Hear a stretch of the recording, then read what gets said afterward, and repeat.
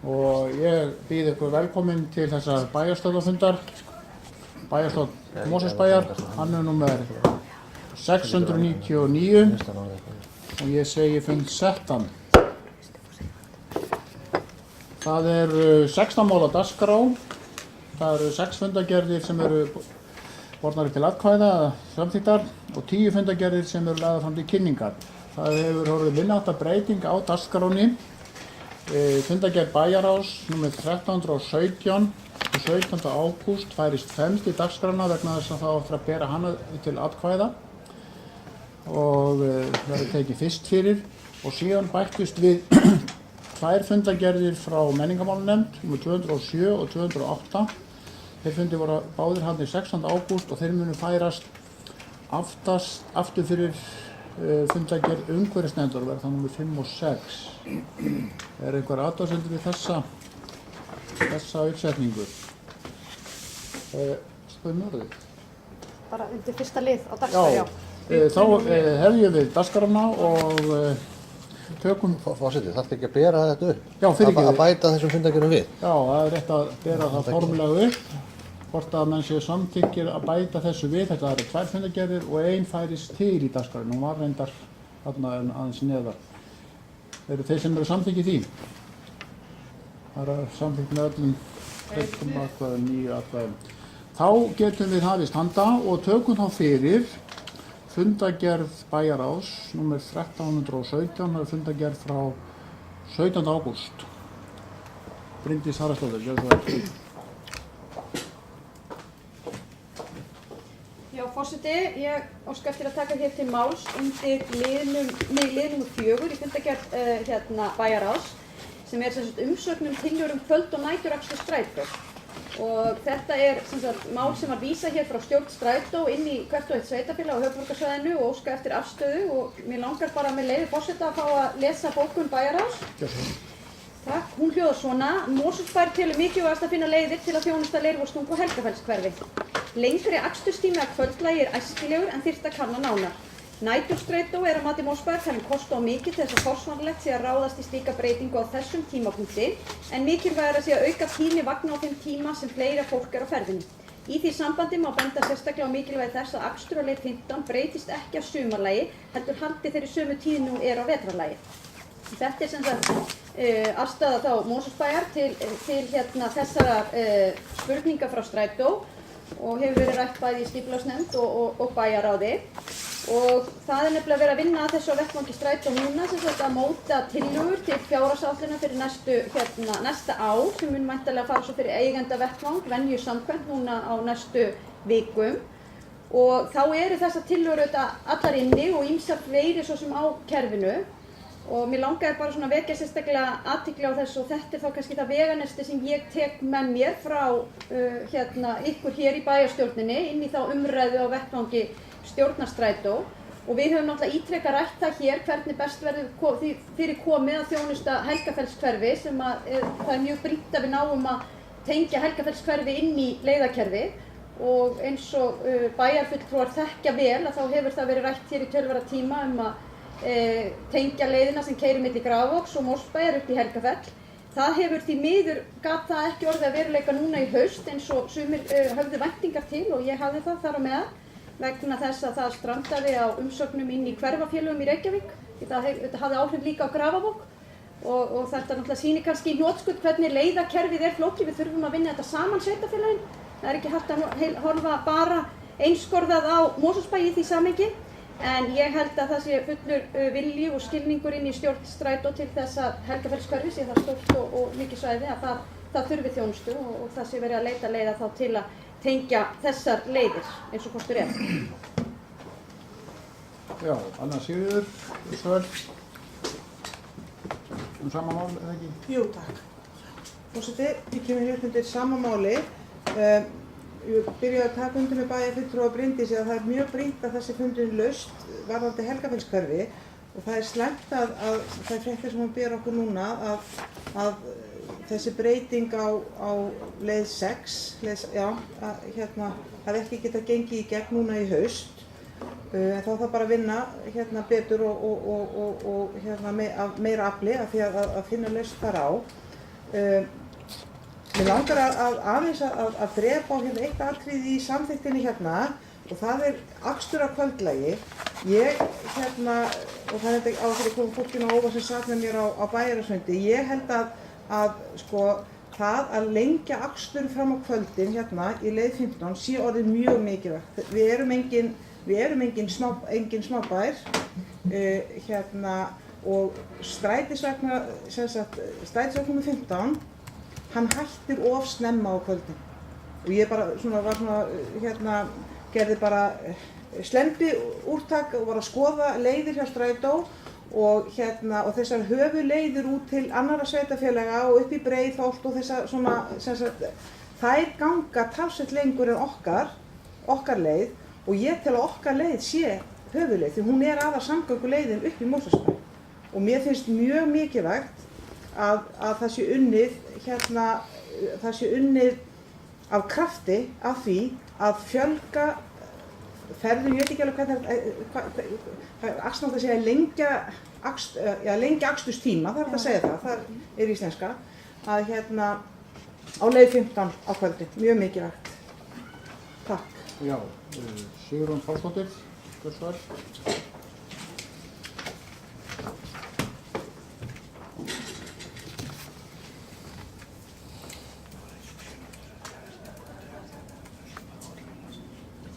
Já, ágæti forseti. Já, það í rauninni dagalega fréttir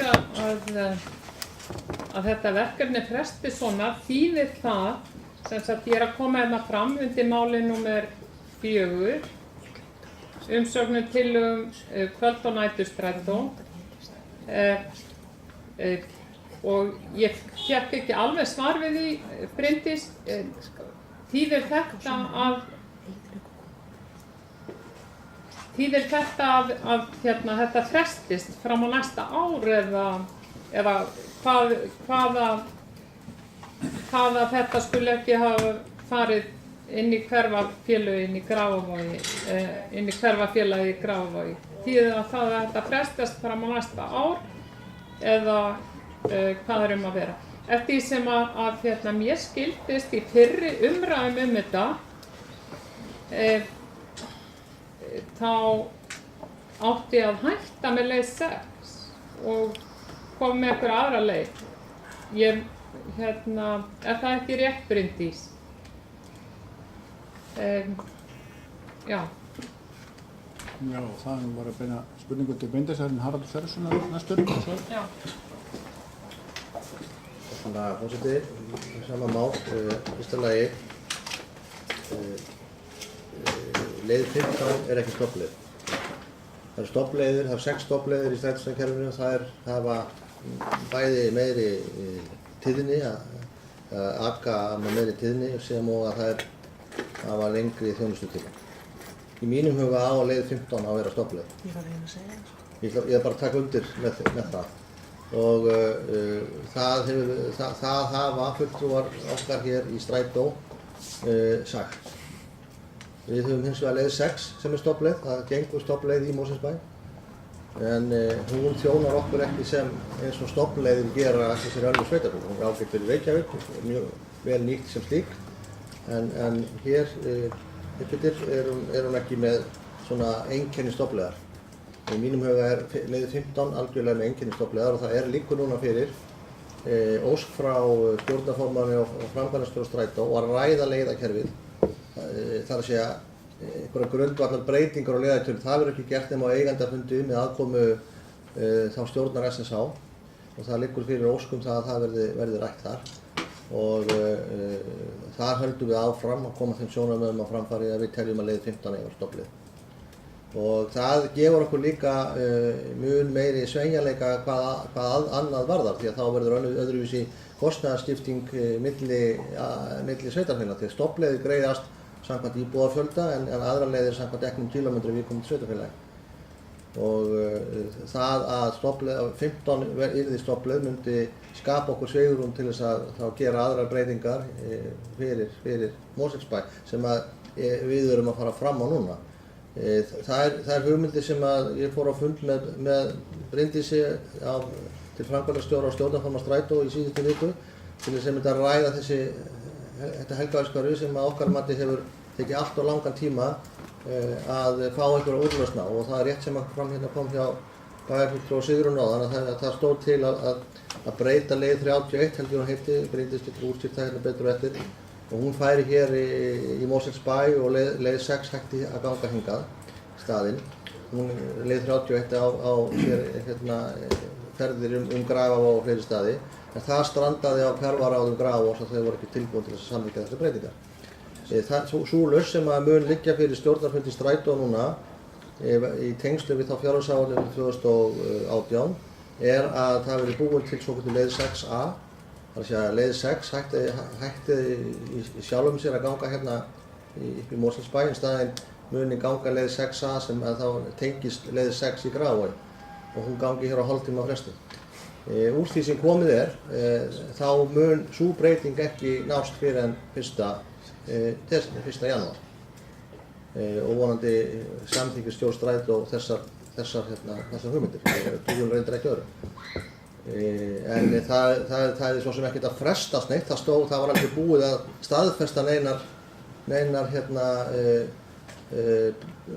leiðakerfisbreytingar í Helgafell. Við höfum bara óskað eftir því að það yrði frá með haustinu. Sú ósk var okkar.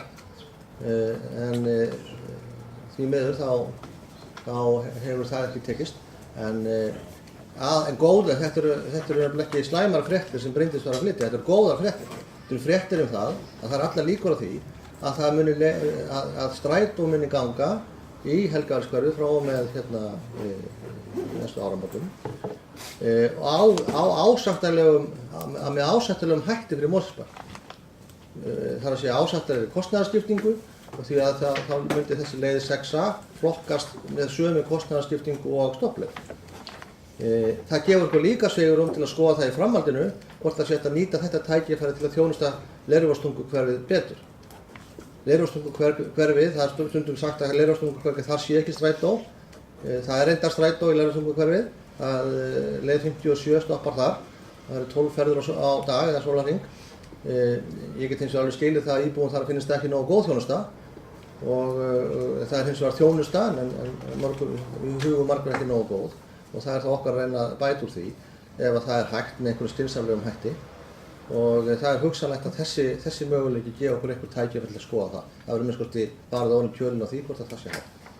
Þannig að ég myndi hiklaust segja það sem Bryndís var að segja hérna þjónustu Helgafelshverfi og hugsanlega þá möguleika því samfara að vera mjög góðar fréttir fyrir Mosfellsbæ og sérstaklega íbúa nýju hverfa hérna. Bryndís, gjörðu svo vel. Já, forseti, ég þakka forseta fyrir að leyfa svona aðeins svigrúm hérna undir þessum lið, því að þetta tekur svo sem á þessu öllu þó að liðurinn heiti kvöld og helgarakstur, eða kvöld og næturakstur.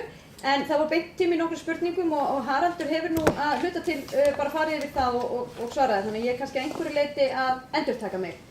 En eins og ég hef rætt hér margoft að þá hafa lengi staðið til tillögur að breyta leið 6. Og það tengist meðal annars rekstrarúttekt sem gerð var á Strætó og öðrum byggðasamlögum sem að sýna það svart á hvítu, eitthvað sem við kannski vissum einhverju leyti fyrir, að leið 6 er allt of illa nýtt á síðasta legg leiðarinnar. Leið 6 er í heildina sér mjög vel nýtt leið og vegna tíðni hennar sem er á 15 mínútna fresti stóran hluta á deginum, að þá er náttúrulega óforsvaralegt að vera með leið sem að ekur þessa löngu leið án þess að taka upp í farþega og með svona litla notkun á henni. Þannig að svo allir sanngirni sig ekki því að þá þurfum við þessa þjónustu, en við þurfum hana kannski ekki á 15 mínútna fresti, eða engar talningar hafa sýnt fram á það sé þörf á því. Þannig að skynsemi væri að vera með leið sem væri á hálftíma fresti. Ég fer ekkert í grafgötur með það að við erum búin að ræða þetta í töluverðan tíma og ég hafði svo sem væntingar að ná inn þessum breytingum fyrr. Og það voru hér fór í gegnum okkar kerfi, stjórnsýslukerfi, bæði umsögn frá skipulagsnefnd sem var svo afgreidd hérna út úr bæjarstjórn tillöguna sem sneri að því að leið 6 myndi hætta fyrir upp í Grafarvogi og leið 31 kæmi í staðinn og hún kæmi hingað upp í Mosfellsbæ. Við veittum jákvæða umsögn fyrir því á þeim forsendum að leið 31 myndi keyra allan daginn á hálftíma fresti, sem gerir reyndar ekki í Grafarvogi í dag. Það kom líka jákvæð umsögn frá umhverfis- og skipulagsráði Reykjavíkurborgar. en þeir sendu þetta til umsagnar hjá hverfisráði. Það tók svo töluverðan tíma inn í hverfisráði Grafarvogs og kom að lokum neikvæð umsögn. Og það kom ekki fyrir núna bara í vor eða sumar sem að það var ljóst að þessi breyting yrði líklega ekki gerð. Ég gat ekki séð að borgarfulltrúar í Reykjavík myndu keyra þessa breytingu gegn með þetta andstöðu sem að hún fekk í hverfisráðinu. Þá var farið að leita leiða til að finna einhverja nýja lausn. Því við getum ekki beðið lengi og ég hefði svo sannarlega vilja að við værum búin að tengja Helgafellshverfi núna á haustaáætlun. En þið áttu ykkur kannski að því að haustaáætlun okkar er samþykkt út sko í vor eða í sumar, því það þarf auðvitað tíma til að aðlagast þetta á vaktakerfi og annað þess aftar. Þannig að tillagan sem við erum að vinna með núna, eins og bæjarstjóri kom inn á, köllum við 6A, sem myndi þá taka endan á Grafarvogi, koma hérna upp í Mosfellsbæ eins og 6an keyrir í dag og fara upp í Helgafell. Við erum jafnframt að skoða það, hvort að það sé einhver möguleiki að tengja Leirvogstungu inn á þann legg. En það fer auðvitað eftir því hvernig tímaplanið er á þessu, hvort hún hafi í rauninni tíma til að fara stærri hring og hvað það myndi þá kosta okkur. Þetta er tillaga sem liggur fyrir inn í stjórninni núna ásamt frekari breytingum á leiðakerfinu og ég tel mjög brýnt að sé samþykkt hið fyrsta að öllum líkindum myndi það þýða það að þetta kæmi inn í janúar. Yfirleitt er það þannig að við breytum ekki leiðakerfin okkar og það er æskilegt að svona kerfi séu tiltölulega föstu formi og taki ekki miklum breytingum. Ég mun nú örugglega gera tillögu að því að reyna að leggja það til að þetta muni gerast fyrir en hefðin er sú að það verða breytingar á áramót og svo í haust eða vorakstri. Og við getum ekki beðið fram á vor, það sé alveg á hreinu. Við þurfum að fá þessa breytingu í gegn og áramótin eru síðasti séns hvað það varðar að mínu mati. Aðeins varðandi þetta sem að Anna Sigríður kom inn á varðandi kvöldaksturinn, ég er bara hjartanlega sammála henni í því og þetta skýrist kannski fyrst og fremst af því að það er spurning hvar vagninn hættir á leiðinni og í tilfelli leiðar 15 þá hættir hann hérna upp í Ártúni í staðinn fyrir að enda sko inn á Reykjum þannig að síðasti vagn sem kemur hérna upp í Mosfellsbæ kemur á snemma. Það þarf að vera lengur. Og ég tek heils hugar undir það, ef við ætlum að ná markmið okkar að fjölga þeim sem nýta sér almenningssamgöngur, að þá þurfum við að lengja aksturstímann. Ég veit að þegar á sínu tíma aksturstíminn var skorið niður á kvöldin, þá var það vegna þess að talningar sýndu fram á það að það voru svo fáir í vögnunum á kvöldin. Og hér kinkar bæjarfulltrúi Hafsteinn Pálsson kolli því hann var einmitt í stjórn Strætó á þeim tíma sem þetta verkefni að skera niður eftir hrun þegar peningarnir voru ekki til. Og þá var mjög eðlilegt að fara á þennan tíma þar sem að minnsta notkunin var. En nú erum við bara að sjá fram á svona breytingar í samfélaginu. Við erum að sjá fram á miklu fleiri ferðamenn og þar af leiðandi miklu fleiri afleidd störf í tengslum við ferðamennina innan sem kalla það að fólk vinnur ekki bara frá 8 til 4 eða 8 til 5. Og þetta er eitt af því sem að allir sérfræðingar og ráðgjafar Strætó hafa bent á að það sé æskilegt að bæta þarna við til að fá inn einmitt fólk utan kannski þessa hefðbundna tíma því við erum eiginlega líka með fullt kerfi á annan tíma. Og það kannski sýnir okkur þörfina á borgarlínu eða forgangsakreinum og því að það hefur lítið upp á sig að setja endalaust auka vagna inn þegar álægið er sem allra mest því þeir sitja allir í sömu umferðarsúpunni. Þannig að þarna telur stjórn Strætó kannski vera leiðina til að ná í fleiri farþega og ná þessum markmiðum sem okkur hafa verið sett. Já. Ég vona að ég hafi svarað öllu og bæjarstjóri hafði svo sem líka kannski gert það einhverju leyti. Já. Sigrún Pálsdóttir, þú er orðið. Já, einmitt. Já, ég þakka fyrir þessi svör. Mér langar að forvitnast nú hefur nokkrum sinnum verið rætt innanbæjarstrætó og það er alveg ljóst að þegar borgarlínan kemur hingað þá verður svo að vera væntanlega að farþegum verði safnað úr hinum ýmsu hverfi Mosfellsbæjar í miðbæ Mosfellsbæjar þar sem að fólk tekur vagn frá Mosfellsbæ eða Mosfellsbæ eða þessa borgarlínu og við íbúahreyfingunni teljum að það sé orðið tímabært að fara að vinna að því verkefni og leggja drög að því hvernig því verði háttað og langar að leggja það hér með fram á tillögu að við förum að undirbúa þennan innanbæjarstrætó og það væri möguleiki þá að byrja á því að fá fagaðila hjá Strætó til að aðstoða okkur við að gera kostnaðargreiningu á því verkefni. Af því að það náttúrulega, þegar að borgarlínan kemur, þá verður það ekkert flúið.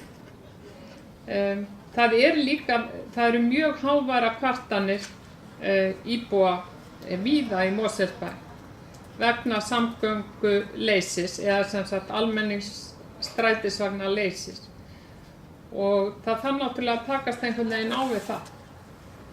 Og ég held að fyrsta skrefið væri að við myndum í rauninni kostnaðargreina innan bæjarstrætó.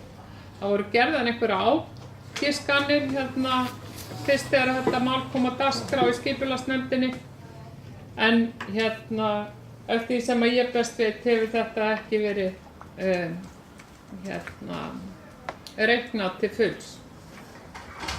Já, má ég spyrja sig þessi tillaga innanbæjarstrætó og það ekki það sem þú ætlast til þess að við séum að ræða núna. Er það ekki eðlilegra að það er tekið upp bara frá bæjarráði? Jú. Bara af því að við erum búin að fara svo víðan völl, ekki að mínu frumkvæði á þessu sinni, þá ákvað ég að koma þess að. Já, þú ert bara með móðurbyrjus. Svara þessu. Já, forseti, ég átti mig á því að ég er að koma hér í þriðja skiptið, en ég reyndar og var svo sem að tók til máls undir þessum lið fyrst, þannig ég gerir ráð fyrir því að ég fái tækifæri hérna til að svara og bregðast við því sem að kom hérna fram síðast. Og ég átti þakka fyrir það svigrúm að fá tækifæri til að ræða þetta hér, því að það er líka mikilvægt fyrir mig sem fulltrúa bæjarstjórnar Mosfellsbæjar inn í stjórn Strætó að heyra umræðina hérna, því ég er að fara að taka afstöðu til þessara mála svona heilt yfir núna bara á föstudaginn. Og það er engin, kannski, það er nú einhver fundargerð Strætó, en ekki kannski sem tekur beint á þessu núna. En aðeins varðandi þetta með innanbæjarvagnin, bara sjálfsagt ef fólk hefur þessa tillögu og vill láta þetta í gegnum kerfi okkar, þá getum við tekið þá umræðu. En hún hefur verið tekin áður og það er mál þeirra sem að hafa farið yfir þetta að leið 15 eins og hún er núna myndi þjóna stórum hluta Mosfellsbæjar og stærri hluta Mosfellsbæjar mun betur heldur en að vera með einhver innanbæjarleið sem að stoppa svo hérna í miðbænum og þú þarft að fara yfir í annan vagn. Það er almennt talið að við missum farþega eftir því sem fólk þarf að skipta oftar um vagn. Þannig að leiðin sem við erum að leggja til núna og þessi aðlögun þá 6-an eða 6A og 15 haldi sínum dampi sem er reyndar bara mjög góð þjónusta og mjög góð leið við stóran hluta í Mosfellsbæ er miklu betri lausn heldur en innanbæjarvagn og svo einhver tenging beint á Vestmannaeyjavegi. Borgarlínu hugmyndafræðin gengur líka út á það að borgarlínan liggi þar sem fólk býr, þar sem massinn býr, svo fólk geti hoppað einmitt beint upp í vagnin og þurfi ekki að taka innanbæjarvagna til að komast þangað. En það er alveg ljóst að það verður þannig fyrir hluta Mosfellinga að þeir munu taka þá einhvers konar innanbæjarvagn til að tengja sér borgarlínunni, en stór hluti Mosfellinga líka myndu hafa stoppistu borgarlínu beint hjá sér. Og þetta náttúrulega tengist því sem við höfum rætt í tengslum við svæðisskipulagi, þéttleika byggðar og allt þetta. Þannig að en það liggja fyrir tölur og greiningar. Strætó reyndar býr núna yfir öflugri tækjum til að áætla kostnað heldur en hann gerði áður. Og ég fekk áætlun það í sumar þegar við vorum að reyna að horfa á Helgafell og Leirvogstungu og mér minnir að þar hefði verið búið að reikna út einhverjar 67-70 milljónir sem að það myndi kosta Mosfellsbæ að vera með leið sem að myndi þjónusta Helgafellskverfi og Leirvogstungu. Það var teiknuð svona eins konar 8 og tengja það hérna við miðbæinn. Og til að setja það í einhvern samanburð þá erum við að greiða 140 milljónir í dag til Strætó inn í kerfi. Þannig að þetta væri náttúrulega umtalsverð aukning eins og þessi tillaga lá fyrir.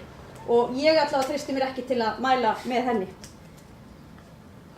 Já, annars þegar morgun síðan leggja til að við förum að Ég er annað. Ég er ekki þetta, já. Já, gott og vel. Já, ég lít svo á að fleiri vilja ekki ræða þetta mál en þetta erum við búin að taka svolítið rúntinn sem var ágætis umræða en orðið er ennþá laust þessa fundargerð bæjarráðs. Já, ég bæði orðið með það. Gjörðu svo vel.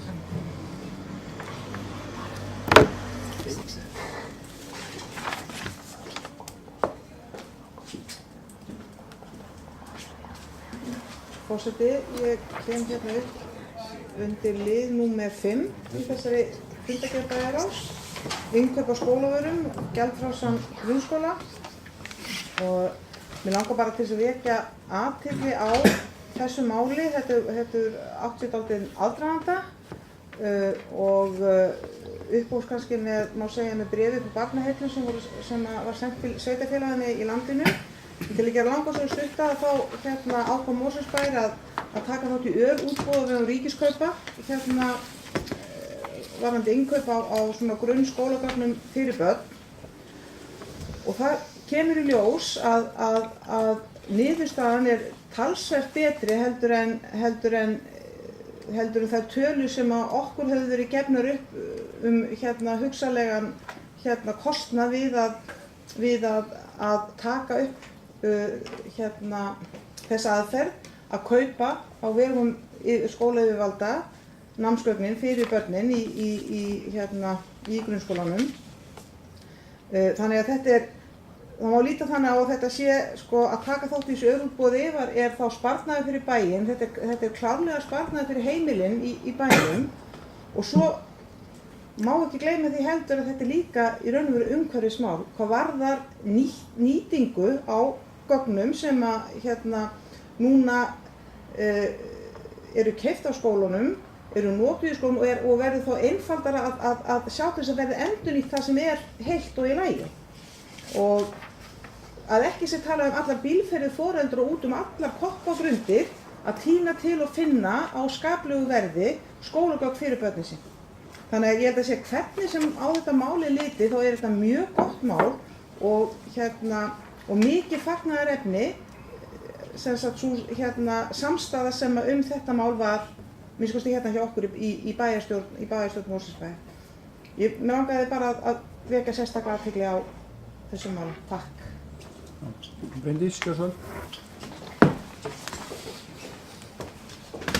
Já, forseti, ég langar að taka undir með bæjarfulltrúa Önnu Sigríði Guðnadóttur. Ég fagna þessu skrefi mjög. Við höfum rætt þetta hér í núna nokkur ár í bæjarstjórn Mosfellsbæjar og inn í fræðslunefnd og höfum verið með svona leiðbeiningar til skólana að kalla þetta ekki innkaupalista og tryggja það að það séu nýttir munir eins og hægt En ég held að þetta sé eina rétta í stöðunni. Og börn að mæta til vinnu í skólanum og ég veit ekki neitt vinnustað þar sem ætlast til þess að fólk mæti með sína skrifbækur og penna og blýanta til að stunda sína vinnu. Þannig að mér finnst mjög eðlilegt að þessi hlutir séu til reiðu í skólanum. Svo þetta heimilin að sjá til þess að þessi hlutir séu reiðu ef að börnin þurfa að nota heima hjá sig. En líka þetta varðandi umhverfisþáttinn sem ég held að sé mjög mikilvægt því að það held ég að hafi viðgengist áður fyrr að hér mikil sóun í öllum þessum stílabókum og efni sem að fjölskyldur þurfa að kaupa, dýrum dómum fyrir að hafa þurft að kaupa. Og þess vegna langar við líka að koma inn á það að í bréfinu sem að fór út til foreldra og ég var nú viðstödd 2 skólasetningar í Lágafellsskóla í dag og þá kom einmitt skólastjórinn inn á þetta að þá eru líka foreldrar og börn hvött til að koma með það sem þau eiga af vörum og hægt að endurnýta í skólanum.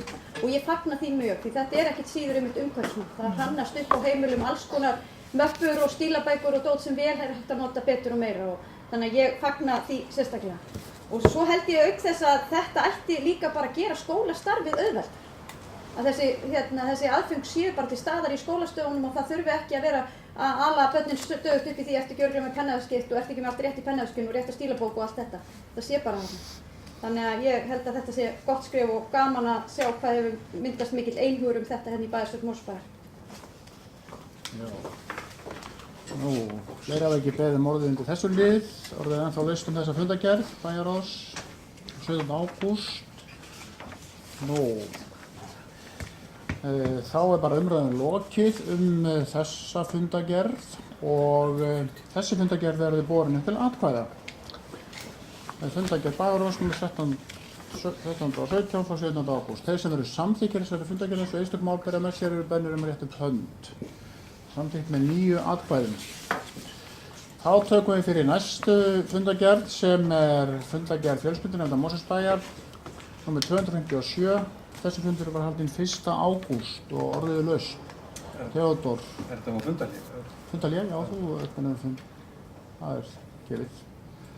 Þetta fundarhlé. Og hér undir fundargerð fjölskyldunefndar hefur Theodór Kristjánsson beðið orðið. Gjörðu svo vel, Theodór.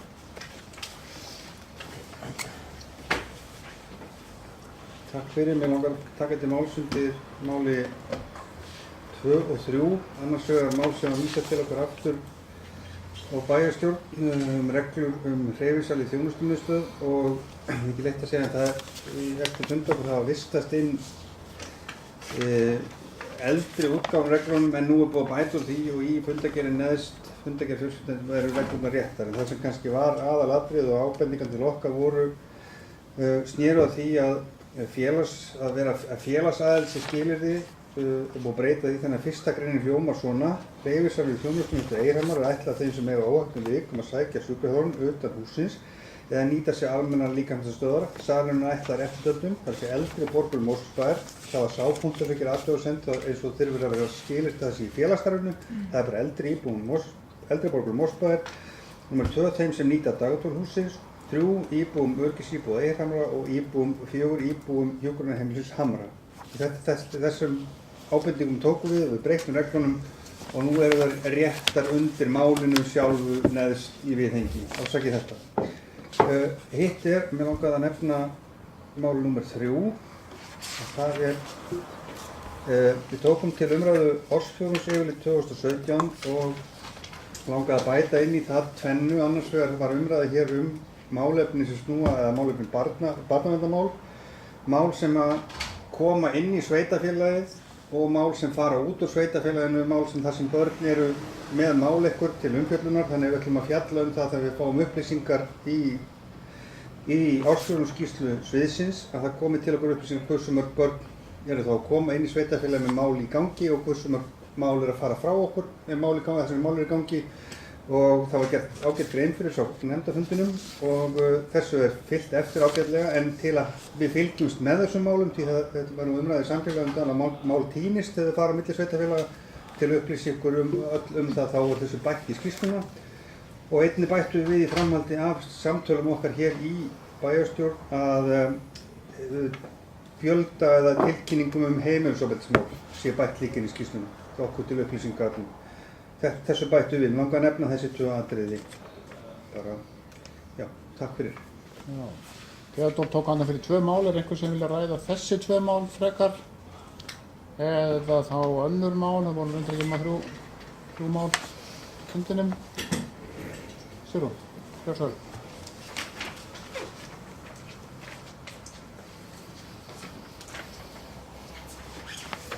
Já, ég kem hér fram undir máli 3 ársfjórðungsyfirlit. Mér langaði bara að þakka fyrir að það sé búið að bæta við heimilisofbeldinu í ársfjórðungsskýrsluna eða því verði bætt við og þannig að bara sem best grein sé gerð fyrir þeim málum sem fjölskyldusvið er að fást við. Já. Það var eiginlega það sem ég vildi segja og svo langaði mig bara að lýsa yfir ánægju með þó að það sé ekki til umræðu hérna. Dagskrá jafnréttisdags Mosfellsbæjar en þar á sérstaklega að taka fyrir þetta samfélagsvandamál. Já, orðið er ennþá laust fundargerð fjölskyldunefndar undir þessi þjóðs og þá er umræðan lokið og þessi samþykkið þessa fundargerð á 1. ágúst er bennið rétt upp hönd að samþykkt með 9 atkvæðum. Þá er komið að fundargerð skipulagsnefndar Mosfellsbæjar. Þessi fundur var nr. 442 og hann var haldinn 18. ágúst og ég gef orðið rautt. Sigrún, Björnsvöld.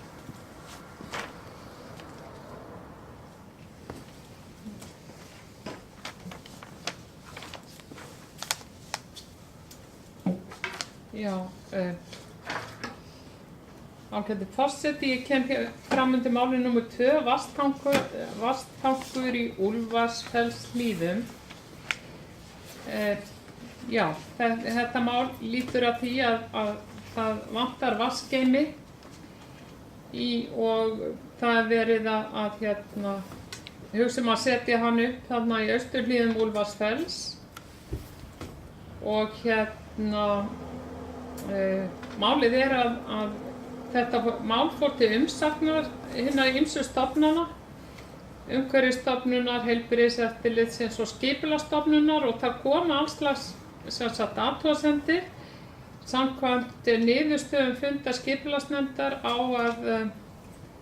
þetta mál að sendast aftur til Skipulagsstofnunar til athugunar. Og mér langar að vita, sko, kemur þetta inn á okkar borð aftur eða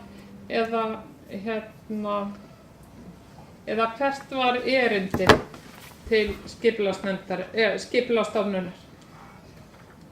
Af hverju var þetta vísað þangað til athugasemda?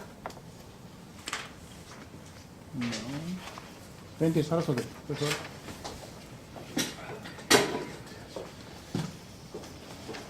Já, forseti, ég tel að þetta mál sé bara í hinu hefðbundna lögformlega ferli sem fylgja svona skipulagsbreytingum. Ég hef reyndar sjálf furðað mig á því hversu mikið og flókið mál þetta að setja niður vatnstank sem grafinn ofan í jörðina og til þess að tryggja þessi hægt að vera með svona sprinklerkerfi og annað í athafnahúsnæðum þarna fyrir neðan. En sem sagt, staðan á málinu svo að við erum að fara að auglýsa þessa breytingu á skipulagi með þessum vatnstanki samkvæmt 3. málsgrein 30. grein skipulagslaga. En að fyrstu áður en auglýst breyting að aðalskipulagi þá þarf Skipulagsstofnun að yfirfara auglýsinguna.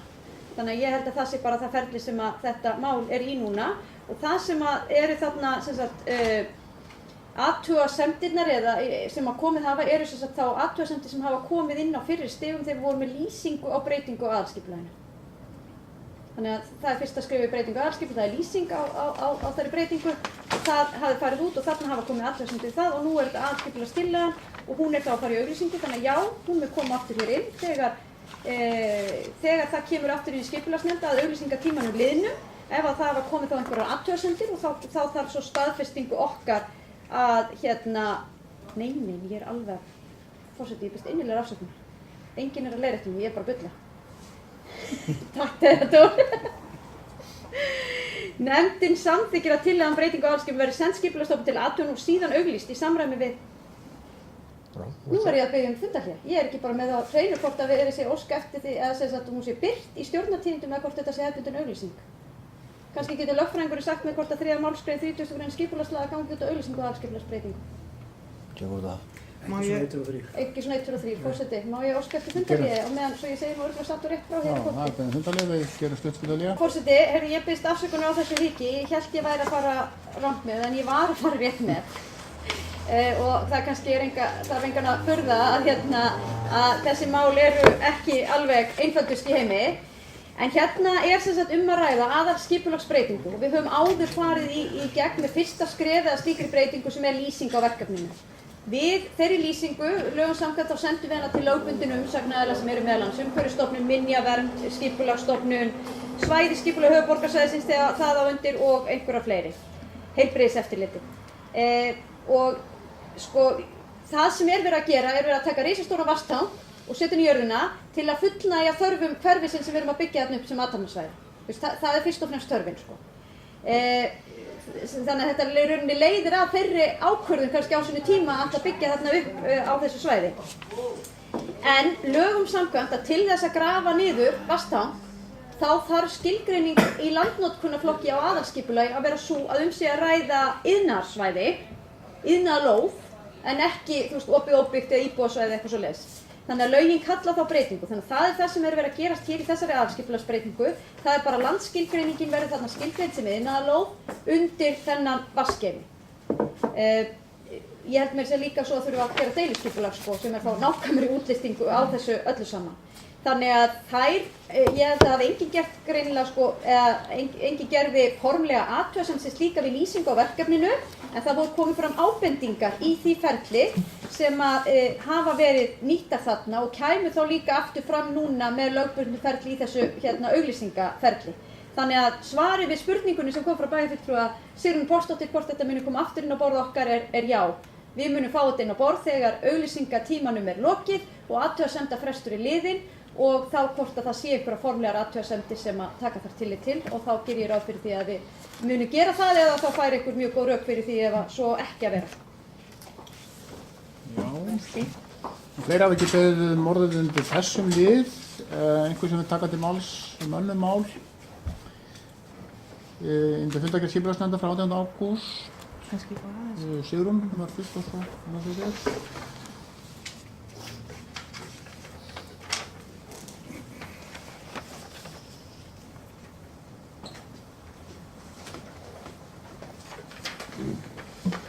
Ágæti forseti, ég kem fram undir máli númer 4, Hólmsheiði athafnasvæði. Og ég með tillögu og mig langar bara að lesa hann. Og hún hljóðar svo: í ljósi þess, og þetta mál það fjallar athafnasvæði á Hólmsheiði.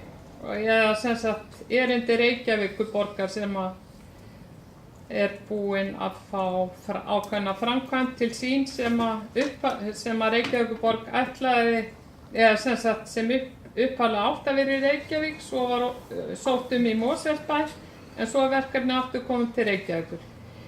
En það sem að mig langar að segja í þessu máli, af því að þetta lýtur að breytingum á svæðisskipulagi sem nýlega búið að samþykkja, þá langar mig að flytja tillögu.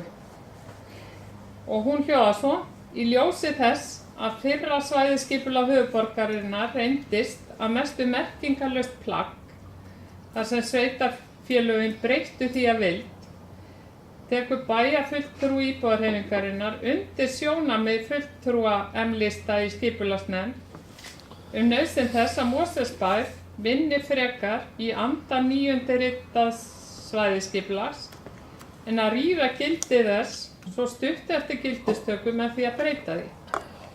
Sú staða að Síminn skuli vera hættur við að reisa gagnaver í landi Mosfellsbæjar og hafi nú samið við Reykjavíkurborg lóð undir starfsemina, gefur Mosfellsbæ færi á að hætta við fyrirhugaða útvíkkun á mörkum byggðarflekkans.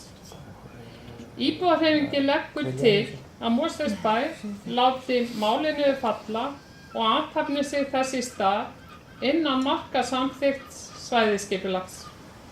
Í næsta nágrenni við fyrirhugaða athafnasvæði helsta vatnsverndarsvæði landsins, höfuðborgarsvæðisins og væntanlega landsins alls sé út í það farið. Og mannvirkjagerð á stórum skala, því bæði áhættusöm og til vandræða fallin. Ég sendi ykkur það. Já, aðeins svona til þess að hugsa svona formið. Þetta mál snýst erindi frá Reykjavíkurborg og ákveð skipulagsmál þar, en þessi tillaga sem þú ert að koma með, það snýst svona mál sem vissulega landfræðilega þarna nálagt, en ég tel nú sjálfur að það sé rétt að það sé tekið ekki undir þessu máli hér. Því það mál eiginlega ekki til umræðu hér. Ég átta mig ekki alveg hvort þú sért að leggja þetta fram sem bókun eða tillögu, en ég svona beini til þín hvort það sé ekki skynsamlegra að taka þetta upp á öðrum vettvangi, þetta mál sem varst að gera grein fyrir hér, annaðhvort í skipulagsnefnd eða þá í bæjarráði. En hér eingöngu verið að kynna breytingu á deiliskipulu hérna á Hólmsheiði, breytingu þar. Þannig að mér finnst þetta mál sem þú komst með sé býsna óskilt þó það sé svona stutt á milli þarna landfræðilega. Þannig að, já. Á ég að fara? Já, þetta sé bara þetta.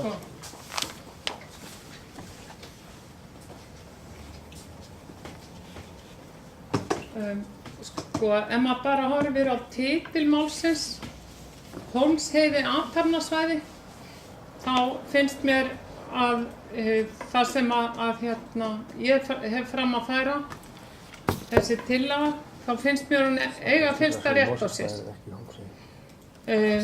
Þetta heitir Hólmsheiði athafnasvæði, síðan sem sagt það þannig að nú greinilega umsækjandi lóð hættur við og þetta náttúrulega skilt af því leyti að þannig umsækjandi lóð hættur við að sækja þessa lóð í Mosfellsbæ og sem sagt búinn að færa sig yfir til Reykjavíkur, eitthvað spölköp frá Mosfellsbæ. Þannig að ég ger ráð fyrir því að það mál bara komi ekki aftur inn á okkar borð. Fyrirtækið er bara hætt við, þannig að sko, það hlýtur að eiga við undir þessum lið. Þannig er verið að hætta við. Í rauninni þetta erindi frá Reykjavíkurborg felur í sér að það hefur verið hætt við að fá þessa lóð í Mosfellsbæ. Þannig að það er ekki óskyldara en svo að þetta hefur mikil áhrif á hér í Mosfellsbæ þar sem er að ræða í þessari. Herri, ég ætla að gera stutt fundalja til að ræða þessi mál. Komir aðeins upp og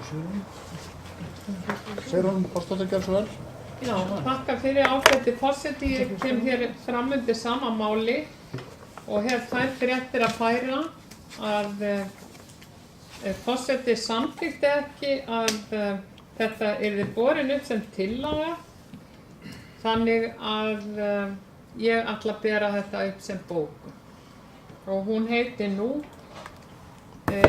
já, ég er ekki með það fyrir fram.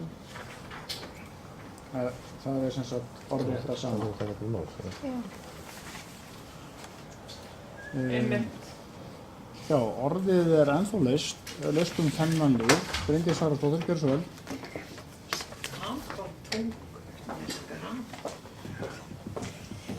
Já, forseti, ég fyrir mitt leyti get ekki tekið undir þá tillögu íbúahreyfingarinnar að þetta er bókun, en í henni í rauninni felst svo til að við drögum tilbaka ósk breytingu á svæðisskipulaginu.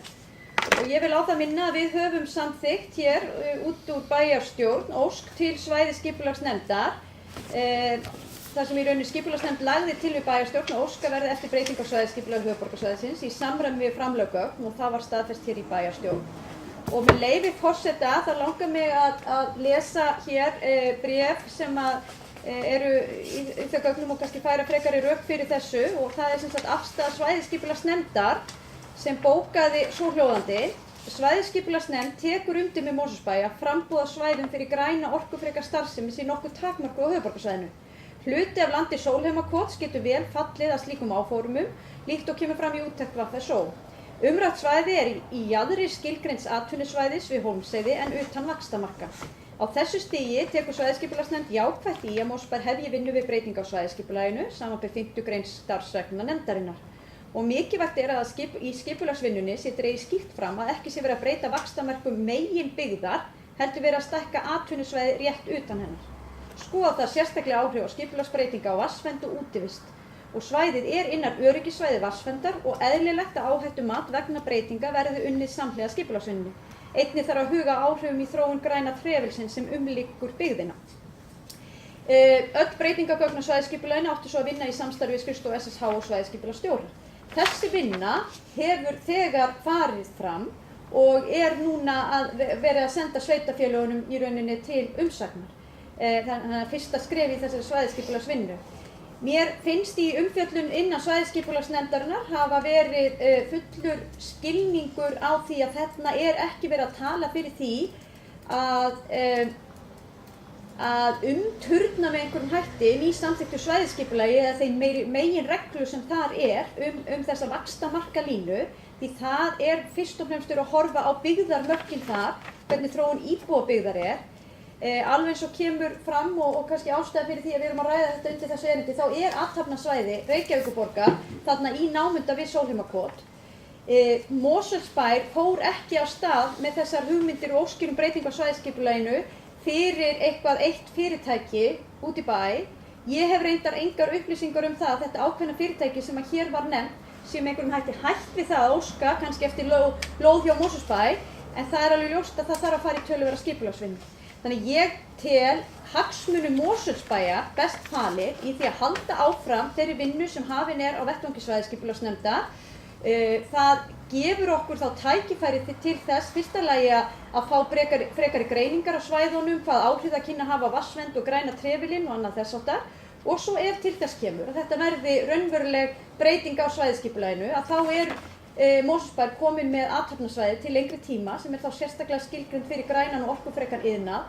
Og það alveg ljóst að athafnasvæði hérna í Mosfellsbæ samkvæmt gildandi skipulagi eru frekar takmörkuð og eru að hluta til fullbyggð og allavega þau sem laus eru kannski henti ekki undir þessa starfsemi eins og rætt hefur verið hér, sem sagt orkufrekan grænan iðnað eins og gagnaver eða eitthvað annað viðlíka.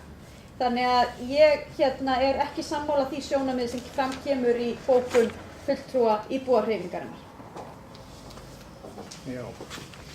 Nú, fleiri hafa ekki hvað sem hljóðsum þetta mál. En spurning forseti hvort að við bregðumst við þessari bókun?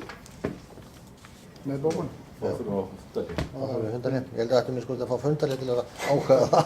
Það er beðið fundarlið og það verður orðið í tíl. Nú, við hefjum funda 9 og Bryndís Sarnarsdóttir. Nú er beðið orðið. Já. Gjör svo vel.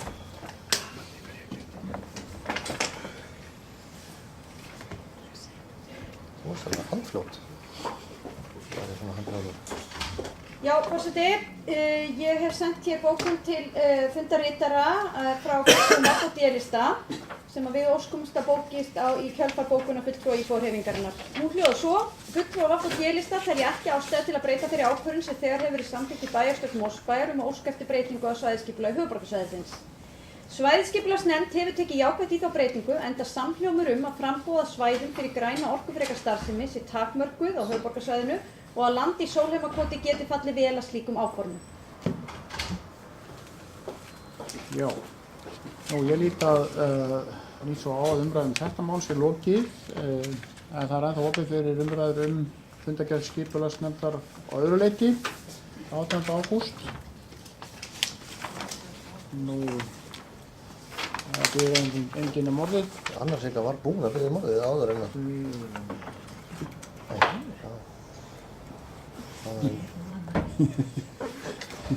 Já, það var alveg rétt, eitthvað annan mál. Já.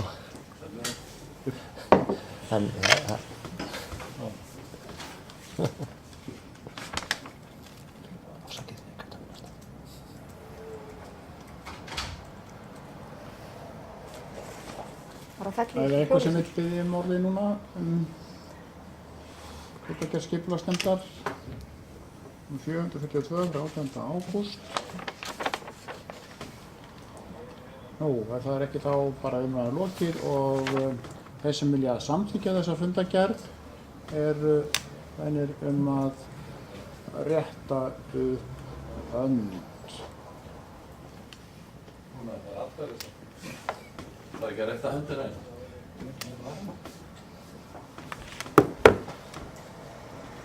Já, það er atkvæðagreiðsla núna. Það eru samþykkt með 9 atkvæðum. Þá höldum við áfram með dagskrá fundarins og það er komið af umhverfisnefnd. Hún hélt fund þann 10. ágúst síðastliðinn. Það var aðeins eitt mál á dagskrá umhverfisviðurkenningar Mosfellsbæjar 2017. Orðið er laust þessa fundargerð.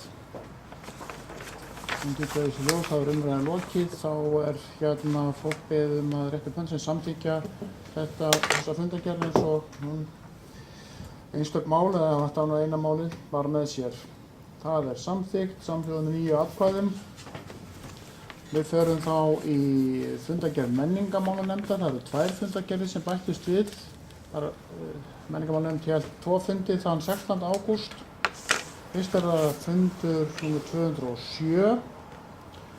Orðið er laust þá fundargerð. Nú, enginn kveður sér hljóðs, þá er umræðan lokið og ég bið þá rétt hönd sem samþykkja fundargerð nr. 207 frá 16. ágúst. Menningarmálanefnd. Við tökum þá seinni fundargerð menningarmálanefndar, hún er nr. 208. Einnig haldið 16. ágúst, orðið er laust.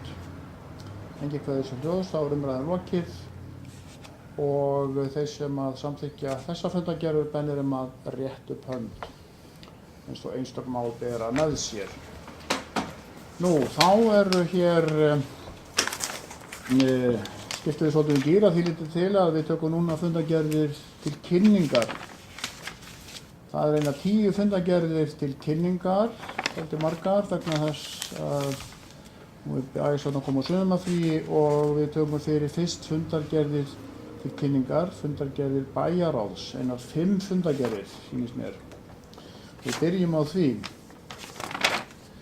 og við tökum fyrst fyrir fundargerð bæjarráðs, númer 1312. Þessi fundur var haldinn 29. júní, orðið laust þessa fundargerð. Engin kveðsel. Jú, Sigurjón Pálsdóttir, þú biður orðið, gjör svo vel.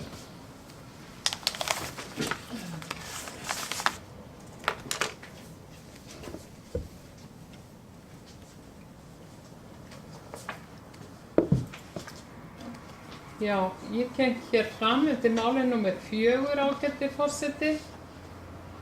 Fjárhagsáætlun Mosfellsbæjar 2018-20. En það er þannig mál með vexti að fyrir í sumar óskaði ég eftir upplýsingum framvindu 3 verkefna sem íbúahreyfingin við gerð fjárhagsáætlunar 2017 óskaði eftir að Mosfellsbær réðist í. Okkur var þá tjáð að umhverfissvið væri að vinna að þessum verkefnum og því óþarfi að taka tillögurnar til afgreiðslu og þannig var það. Framkvæmdastjóri umhverfissviðs skilaði síðan í sumar sem sagt umsögnum þessi 3 verkefni að minni ósk. Fyrsta verkefni sem við óskum eftir upplýsingum það voru aðgerðir til að stöðva útbreiðslu ágengra tegunda í þéttbýli. Samkvæmt umsögninni eigum við von á framkvæmdaáætlun þetta mál í september og við náttúrulega bíðum spennt eftir þeirri framkvæmdaáætlun. En ástæðan fyrir því að íbúahreyfingin lætur sem máli varða er að þessar tegundir útrýma öðrum plöntum og stuðla að líffræðilegri einsleitni. Það er að segja að þær verða þess valdandi að plöntutegundum fækkar og gróðurþekja verður fátæklegri. Lúpínan hefur á stöðum þar sem landgræðslu þarf haft ákveðnu hlutverki að gegna en það hefur kerfillinn ekki. Hann er bara til óþurftar og veldur skaða. Bjarnakló er hins vegar hættuleg planta og henni verður að útrýma. Lúpínan og kerfillinn dreifa sér með hraða ljóssins og því fyrr sem við grípum til aðgerða, því betra fyrir bæjarsjóð og náttúrugæði í Mosfellsbæ. Sveitarfélag sem segist setja umhverfi og útivist í öndvegi þarf að sýna metnað í þessum málum.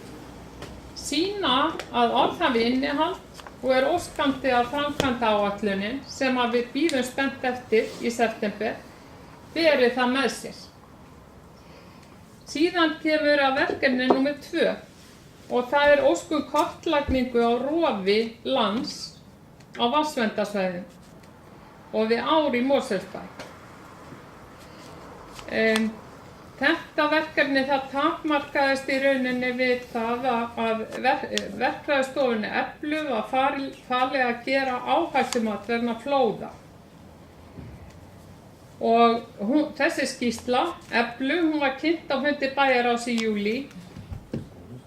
En flóð í ám og það var rof í Árbakka og spillt land í Mosfellsbæ. Skemmdir hafa einnig hlotist af mannaveldum, ekki síst vegna framkvæmda sem ekki hefur verið staðið nógu vel á. Það er að segja framkvæmda sem bera með sér að framkvæmda aðila skorti þekking á því hvernig umganga skuli verndarsvæði eða svæði þar sem náttúra er viðkvæm. Á þessu er hins vegar ekki tekið í skýrslu Eflu en það er hins vegar mikil þörf á því vegna þess að samkvæmt 62. grein náttúruverndarlaga ber að vernda bakkagróður og í rauninni fullt þörf á því að taka líka á því skemmdum af mannavöldum, ekki bara náttúrulegum orsökum. Í skýrslu Eflu er síðan fjallað mögulegar aðgerðir. Á varmársvæðinu er talað að hækka brýr og laga rofvarnir. Og síðan er talað sem sagt hvaða og það er talað það sem aðgengilegar aðgerðir. Það að hækka brýr og laga rofvarnir. En svo kemur stuttur kafli sem mér finnst ekkert hafa að gera með verkfræði. Og hann hljómar með leyfi forseta svo. Mun erfiðara að eiga við þá staðreynd að byggt hefur verið of nálægt ánni á ákveðnum köflum og eða lóðir ganga alveg af ánni. Þar sem mögulegt ætti að rofverja bakka árinna með grjóthleðslum og nokkrum stöðum móta farveginn betur. Hins vegar, og þar hefst mín undrun, hins vegar er ekki hægt að fara í svona framkvæmdir þar sem lóðir ganga alveg af ánni. Einn möguleiki í þessari stöðu er að koma fyrir tjörn ofalega í farvegi Varmár sem hefði þann tilgang að tefja rennsli í flóðaatburðum niður farveginn. En sem sagt það sem að málið er að tillaga að koma tjörn fyrir ofalega í farvegi Varmár er bara mjög góð og hið besta mál. En það getur ekki verið verkefni verkfræðistofu sem fengin til að vinna áhættumat vegna flóða að fullyrða að ekki sé hægt að fara í framkvæmdir þar sem lóðir ganga alveg af ánni. Það er nefnilega ágætu bæjarfulltrúar. Það er og verður pólitískt úrlausnarefni í samráði við íbúa og eigendur lóðanna.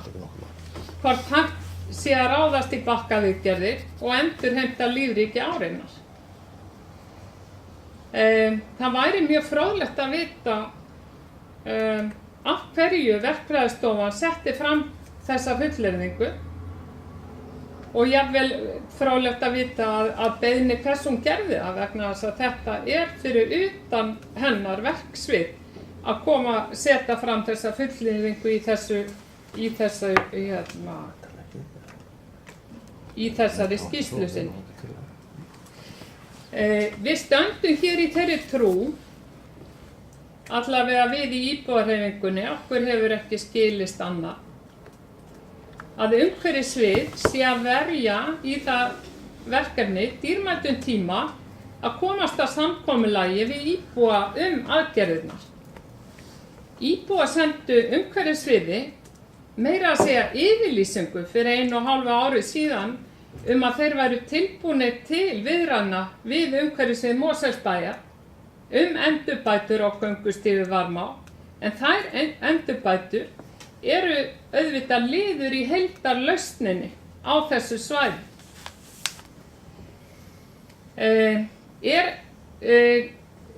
Og sem sagt, okkur leikur forvitni á að vita, er ekki verið að vinna með þennan samstarfsvilja af þessu verkefni. Og já, það er eiginlega spurningin. Hvað er eiginlega að gerast þarna? Af hverju staðhæfir verkfræðistofan þetta í þessari skýrslu? Og í hvaða samhengi er það við það sem áður hefur verið rætt um? En síðan er sem sagt þriðja verkefnið sem við óskuðum eftir upplýsingum Það er útgáfa leiðbeininga hvernig haga beri framkvæmdum á náttúrusvæðum. Samkvæmt umsögn framkvæmdastjóra umhverfissviðs eigum við von á þeim leiðbeiningum í september. Íbúahreyfingin óskaði hins vegar á sínu tíma eftir því að verkefnið yrði klárað fyrir sumarið í sumar, en það gekk greinilega ekki eftir. samt var okkur tjáð í nóvember að verkefni væri vel á veg komið. Og mig langar að forvitnast ágæti bæjarstjóri hvað tafði þetta verkefni. Hvað verkefni? Það sem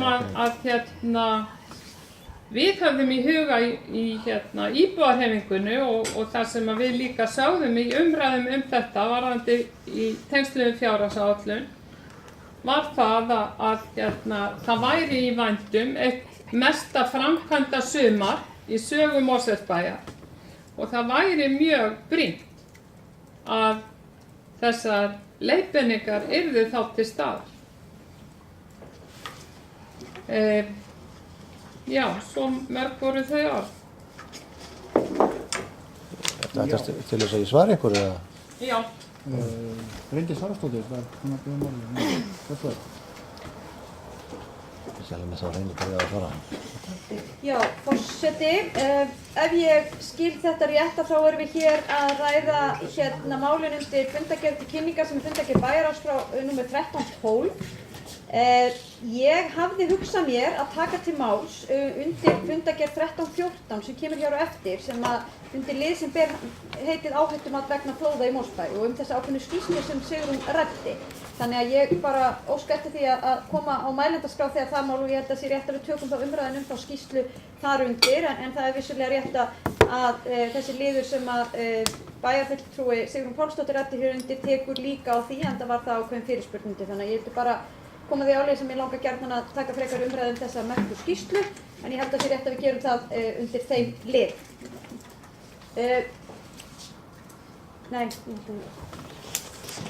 Haraldur Sverrisson, Björnsvöld. Það var óskar eftir að ég svaraði. Ég reyndi ekki alveg með það að reyna hverja spurningar það voru. En ég skal reyna með fremsta megni að svara eitthvað sem ég veit alveg hvað máli snýst en það er alveg rétt sem framkom í máli Sigrúnar Pálsdóttur að íbúðarhreyfingin og hennar bæjarfulltrúi Sigrún lagði fram gerð síðustu fjárhagsáætlunar tillögu skoðun á þessum þremur þáttum, annars vegar eyðingu ágengra plantna, rofi á vatnsbokkum og slíku og útgáfu leiðbeininga framkvæmdir á náttúrusvæðum.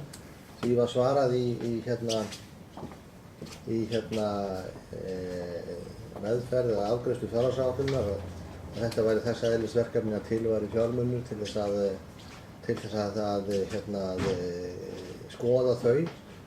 Það var tillagan gekk út á það að það hefði gerð áætlun eyðingu ágengra plantna. Svarið frá umhverfissviði var á þá leið að það mál væri í vinnslu og kæmi fram tillaga að áætlun þess efnis í september og það nálgast nú, mánuður nálgast nú, þannig að við gerum ráð fyrir því að það komi þá til kasta bæjarráðs og umhverfisnefndar í framhald af því. En áætlun er áætlun, síðan það náttúrulega að ef að mönnum hugnast áætlunni þá þarf að fjármagna áætlunina þá í framhaldinu og það er þá verkefni fjárhagsáætlunar. En tillagan á sínum tíma eins og ég skildi hana gekk út á það að gerði við áætlun og síðan þarf þá að skoða fjármagnun hennar í framhaldinu. Það hefur verið lögð fram skýrsla flóð og því fylgir þá líka rof á vatnsbokkum í bæjarráði. Hún var til umfjöllunar í júlí. Ég ætla ekki að leggja mat á það hér af hverju verkfræðistofu fannst þetta eða hitt. Þetta eru bara sérfræðingar sem voru fengnir til að leggja mat á þetta og þetta er þeirra sérfræðis álit. Svo getur mann haft einhverja skoðanir á því fram og tilbaka en þetta er sem sagt skoðun verkfræðistofunar og tillaga hugmyndum þar að lútandi og það er bara eins og það er. Þessar leiðbeiningar framkvæmdir á náttúrusvæðum eru í vinnslu. Það var sagt frá því við gerð síðustu fjárhagsáætlunar að það væri verið að vinna því og þær verða lagðar fram eins og hérna kemur fram í svari framkvæmdastjóra umhverfissviðs í september. Þannig að ég meina að þú bara fagna því að að það gerist á þeim tíma og við getum að fjalla um það þegar það koma fram. Já, nú gerir sjálfur mér hérna úr þið og ég ætla að taka til máls undir þessu lið. Hvað er að spyrja mig? Og eins og kom hérna fram áðan þá kom bæjarfulltrúi íbúahreyfingarinnar með þessa 3 liði sem að íbúahreyfingin spurðist fyrir hér fyrr. Ég ætla svona aðeins að koma inn á eitt lið sem er ákveðnar plöntutegundir, bæjarstjóri nefndi nú kom nú aðeins inn á það hérna áðan. Það kom hjá honum að það er verið að vinna framkvæmdaáætlun. Þetta hefur haft sín aðdraganda. Fyrst þurfti nú að kortleggja vandamálið yfir orðin sem svo, það er búið að gera það. Síðan þarf að grípa til framkvæmda og taka afstöðu hvernig er þetta slá þessa plöntutegundir. Þetta snýst að slá bæði kerfilinn og lúpínuna. Það var gert hérna núna í sumar á afmörkuðum svæðum. Það hefur verið stefna umhverfissvið að verja svona ákveðin svæði. Það er líka öllum ljós sem kynna sér málið að lúpínu verður aldrei alveg eytt úr Mosfellsbæ, hún tekur stór svæði. En ég er búinn að vera í sambandi í sumar við umhverfissviðið einmitt út af þessum málum og varðandi Bjarnarklóna þá hefur það verið brugðist við þegar að hefur verið hringt eftir því sem að mér hefur sagt að láti vita. Næsta skrefið eins og kom hérna fram áðan er áætlun, framkvæmdaáætlun og hún verður væntanlega tekin fyrir á næsta fundi umhverfisnefndar og hann verður 14. september. Sér að búið að beðið málið, gjörðu svo vel.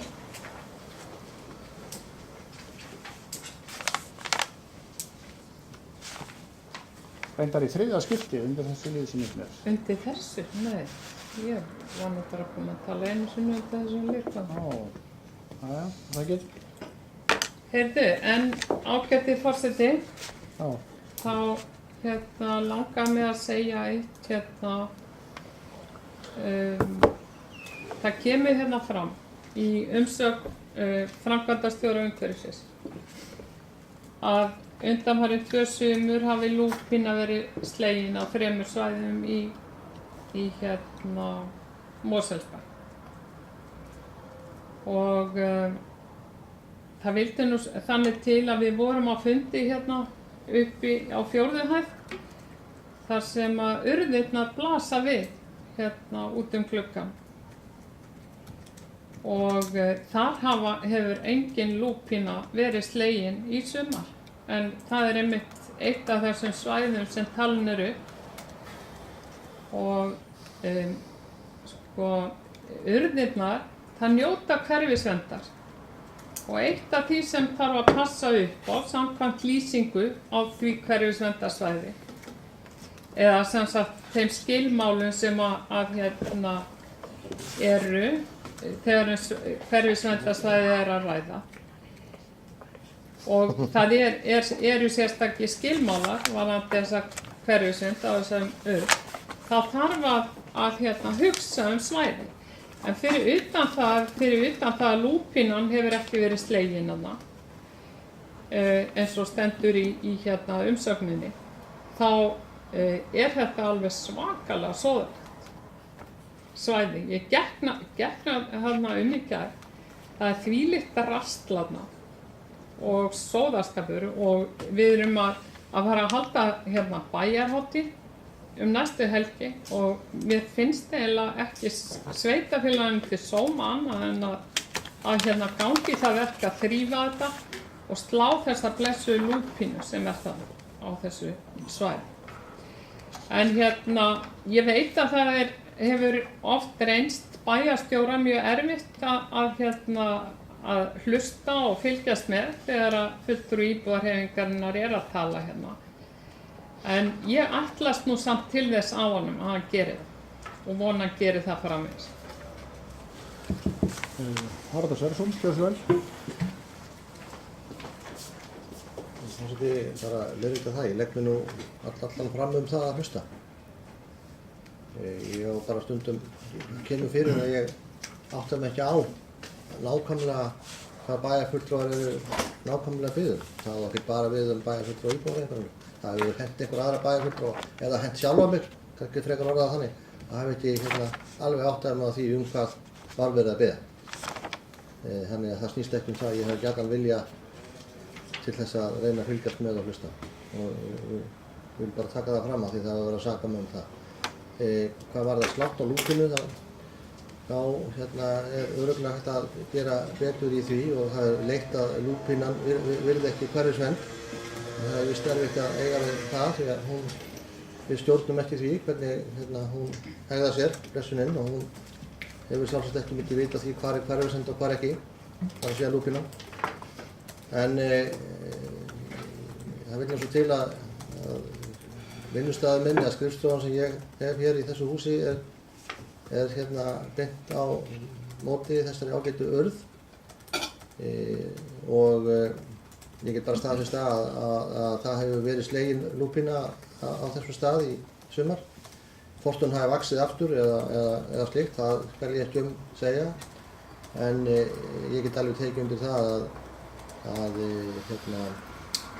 að lúpín á þessu tiltekna svæði eða það er allavega mín persónulega skoðun, hún er ekkert mér sérstaklega augnaendi, en það er erfitt við það að eiga. Hins vegar er það í mínum huga þannig að lúpín á kjarvill, þessar plöntur muni halda áfram að vaxa í þessu bæjarfélagi, þessu víðfeðma bæjarfélagi og í mínum huga er það fyrst og fremst hér í þéttbýlinu sem við þurfum að bregðast við með þessum hætti. Það hefur verið að vinna áætlun af því og hún verður hérna lögð fram eins og hérna kom fram áðan og rædd í framhaldinu. Nú, orðið önnur mál þessu fundargerð. Við erum að tala ennþá 13.12. 29. júní. Nú, þá er umræðin bara lokið þessa fundargerð og hún er lögð fram. Við förum í næstu fundargerð bæjarráðs. Það er þá númer 1313 frá 7. júlí. Orðið laust. En þá fundargerð. Sigurður Pálsdóttir, gjörðu svo vel.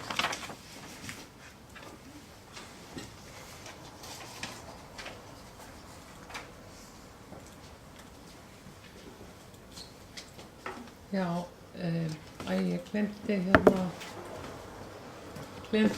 dagskráni. Það er mál 5.7, það er stefnumótun Mosfellsbæjar 2017. Capacent stóð fyrir stefnumótun fyrir starfsfólk Mosfellsbæjar fyrir á þessu ári og við kjörnum fulltrúar tókum meðal annars þátt í þeirri stefnumótun og eitt af því sem eitt af þeim skjölum sem fylgdu þessu máli upphaflega, það var minnisblað sem kom kannski ekki stefnumótuninni beint við en það fylgdi samt með. Það var minnisblað það hvernig hefði tiltekist að koma á nýju skipiruddi í Mosfellsbæ og svona ýmsar ábendingar sem að framkomu í viðtölum og svo framvegis. Þetta mál var síðan aldrei rætt og næst þegar málið kom á dagskrá þá var það ekki lengur fylgdi það ekki lengur erindinu og það sem að mig langar að fá að vita hvenær fáum við þetta skjal inn á okkar borð aftur. Haraldur Sverrisson, og svo er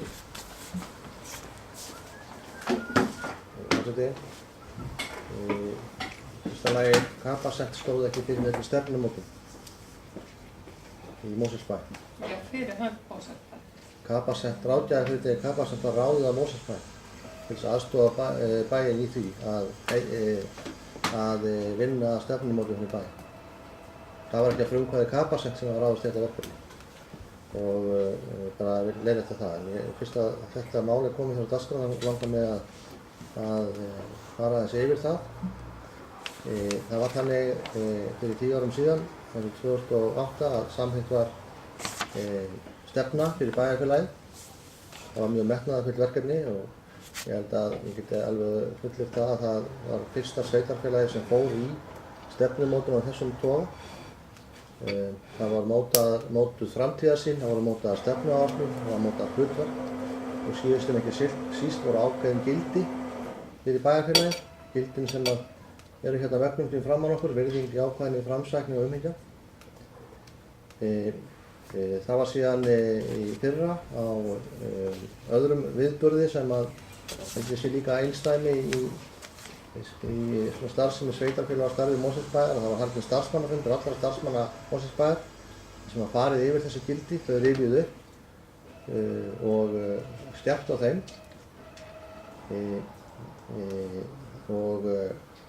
og afrakstur þeirra vinnu var meðal annars notuð í þessari stefnumótunarvinnu núna.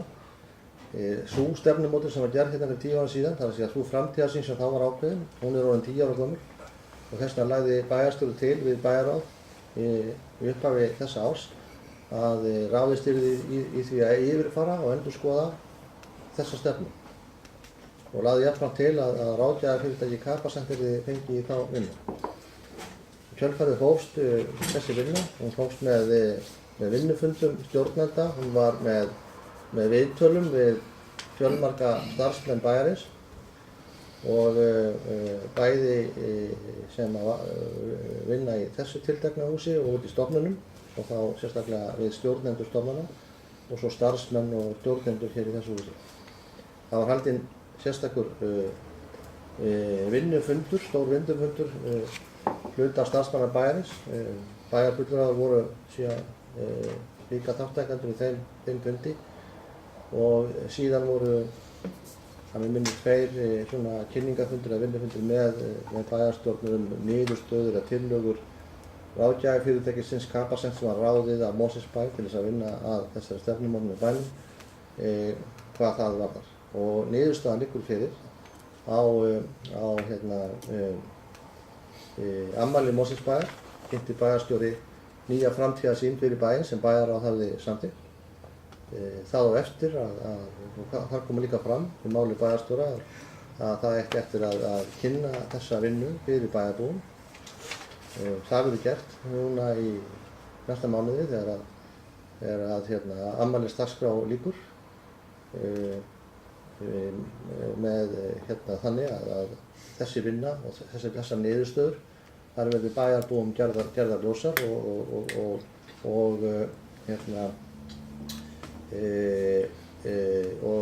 þannig að öllum sé ljóst hvað út úr þessari vinnu kom. Ég er mjög ánægður með það sem niðurstöður þessara stefnumótunarvinnu og þessari yfirferð og þessari stefnu sem gerð var hérna fyrir 10 árum síðan og tel að hún sé mjög gott leiðarljós og verði mjög gott leiðarljós fyrir starfsmenn bæjarins, fyrir kjörna fulltrúa og fyrir íbúa bæjarins þess að annars vegar að geta þjónustað samfélagið til þess og fyrir íbúana að geta séð fyrir sér hvað það getur ætlast til af bænum okkar til komandi framtíðar. Síðan var líka ákveðið í tengslum við þetta að fara sem gjarnan gert í tengslum við stefnumótun að farið yfir stjórnskipulag og slíka hluti því að síðan sú stefnumótun sem var gerð fyrir 10 árum síðan hefur stjórnskipulagi bæjarins verið breytt að minnsta kosti 2 sinnum og ekki mjög langt síðan að síðari breytingin var gerð og það þótti ástæða til þess að yfirfara og leggja mat á það hvernig til hefur tekist í innleiðingu í stjórnskipulagi og hvort það virkaði. Niðurstaða þeirrar skoðunar sem var framkvæmt með viðtölum við stjórnendur og starfsmenn Mosfellsbæjar var svo að stjórnskipulagið væri virkt og gott. Það komu líka ýmsar aðrar ábendingar fram í þessu tilteknu skoðun. Það ekki hluti af stefnumótunarvinnunni og ekki hluti af því sem við vorum að samþykkja, enda er það ekki til sérstakar samþykktar. Það verður síðan skoðað í framhaldinu hvort að það sé ástæða til þess að ræða það eitthvað frekar og hvort að það sé einhver atriði það sem að þurfi sérstakra umræðu í bæjarráði eða bæjarstjórn og það hefur bara ekki komið að þeim tíma núna. Það verður bara gert þegar að við erum búin að fara í gegnum þetta með þessum hætti. Ef að bæjarfulltrúinn hefur áhuga á því að ræða það sérstaklega, til dæmis í bæjarráði, þá bara bendi ég ná það óskert til mál og dagskrá. Já, Sigurður forsetur þetta mál, eins og vel.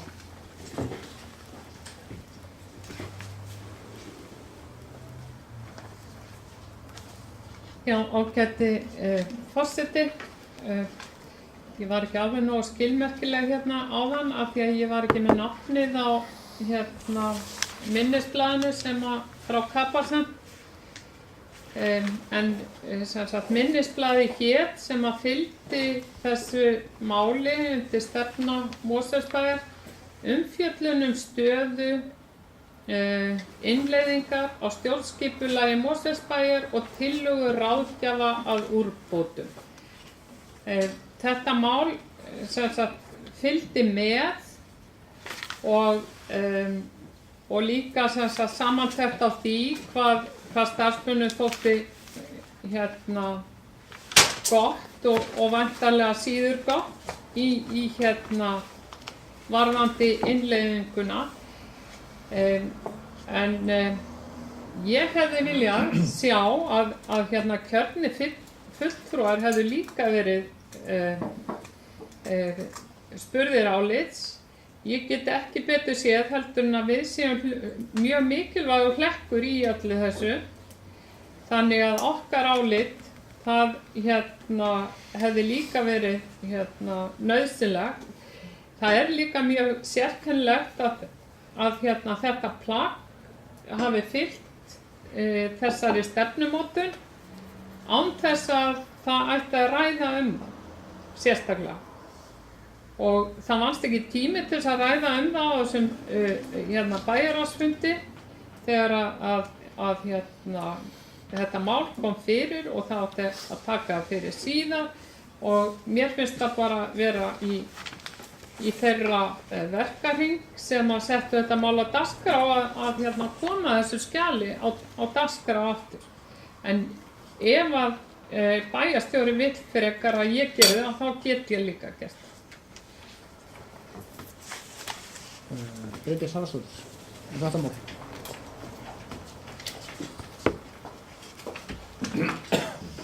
Já, forseti, ég tek til máls undir þessu lið, stefnumótun Mosfellsbæjar. Væntanlega bara fyrst og fremst út af umræðan hafin hér undir þessu lið, en þarna í þessari fundargerð var reyndar þessu máli frestað og við höfum svo heyrt framhaldi, við höfum þegar samþykkt á þetta bæjarráði og kynnta aðeins lítillega á afmælishátíðin okkar. Og mér langar í rauninni bara að segja þetta þessa stefnumótunarvinnu að ég mjög ánægð með þessa vinnu. Mér hefur fundist okkur takast bara mjög vel upp í þessu. Ég þá mjög sátt við vinnu ráðgjafinn í þessu og tók þátt í þessum ágæta stefnumótunardegi sem að bæjarfulltrúi Sigrún Pálsdóttir kom hér aðeins inn á. Og mér langar líka bara að nota tækifæri og þakka starfsmönnum sem þar voru sérstaklega. Því það ekkert sjálfgefið þetta starfsmenn sjá af heilum degi til að sitja yfir svona vinnu og það var mjög gott. Og þá mikilvægt að muna það að stór hluti af svona vinnu einmitt ferli sjálft og að fólki sé þáttakendur í því. Það plaggið sem kemur út, afurðin, að sjálfsögðu mikilvæg líka en vinnan sjálf jafn mikilvæg. Og mér finnst bara gott að heyra það sem bæjarstjóri fór hér yfir áðan að nú munum við fara í það að kynna þessa stefnu og þessar áherslur okkar og þarna verið að nota svona einföld og skýr orð og markmiðasetningar sem að ég held að sé til þess fallin að gera Mosfellsbæja enn betra samfélagi og betra þjónustufyrirtæki. Aðeins varðandi það að hér hefur komið til umræðu minnisblað sem var undir þessum lið í fundargerð bæjarráðs og fjallaði svona aðeins hvernig okkur hefur tekist til í fyrri stjórnskipunarbreytingum og þar lendi þarna voru tekið viðtöl við starfsmenn og velt upp þarna ábendingum til okkar. Ég tek undir það sé eðlilegt að ræða allavega sumt af því sem þarna kemur fram.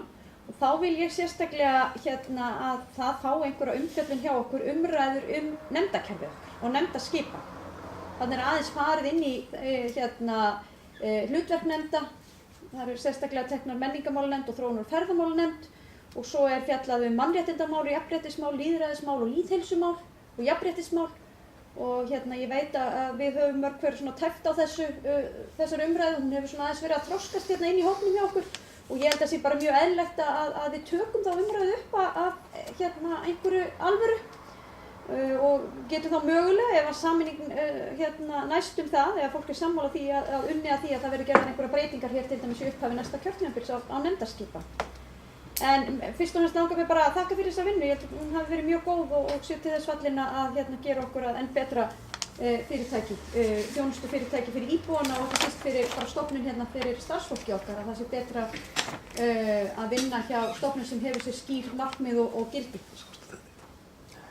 Já, ég lít svo á að umræðum með þennan lið sé lokið 5-7 en orðið er enn laust þessa fundargerð 13.13 frá 7. júlí, Bæjar og Mosfellsbæjar. Ég langar að gefa sjálfum mér þá orðið örstutt ákveðið mál hér sem er 5-4, plasslaus september.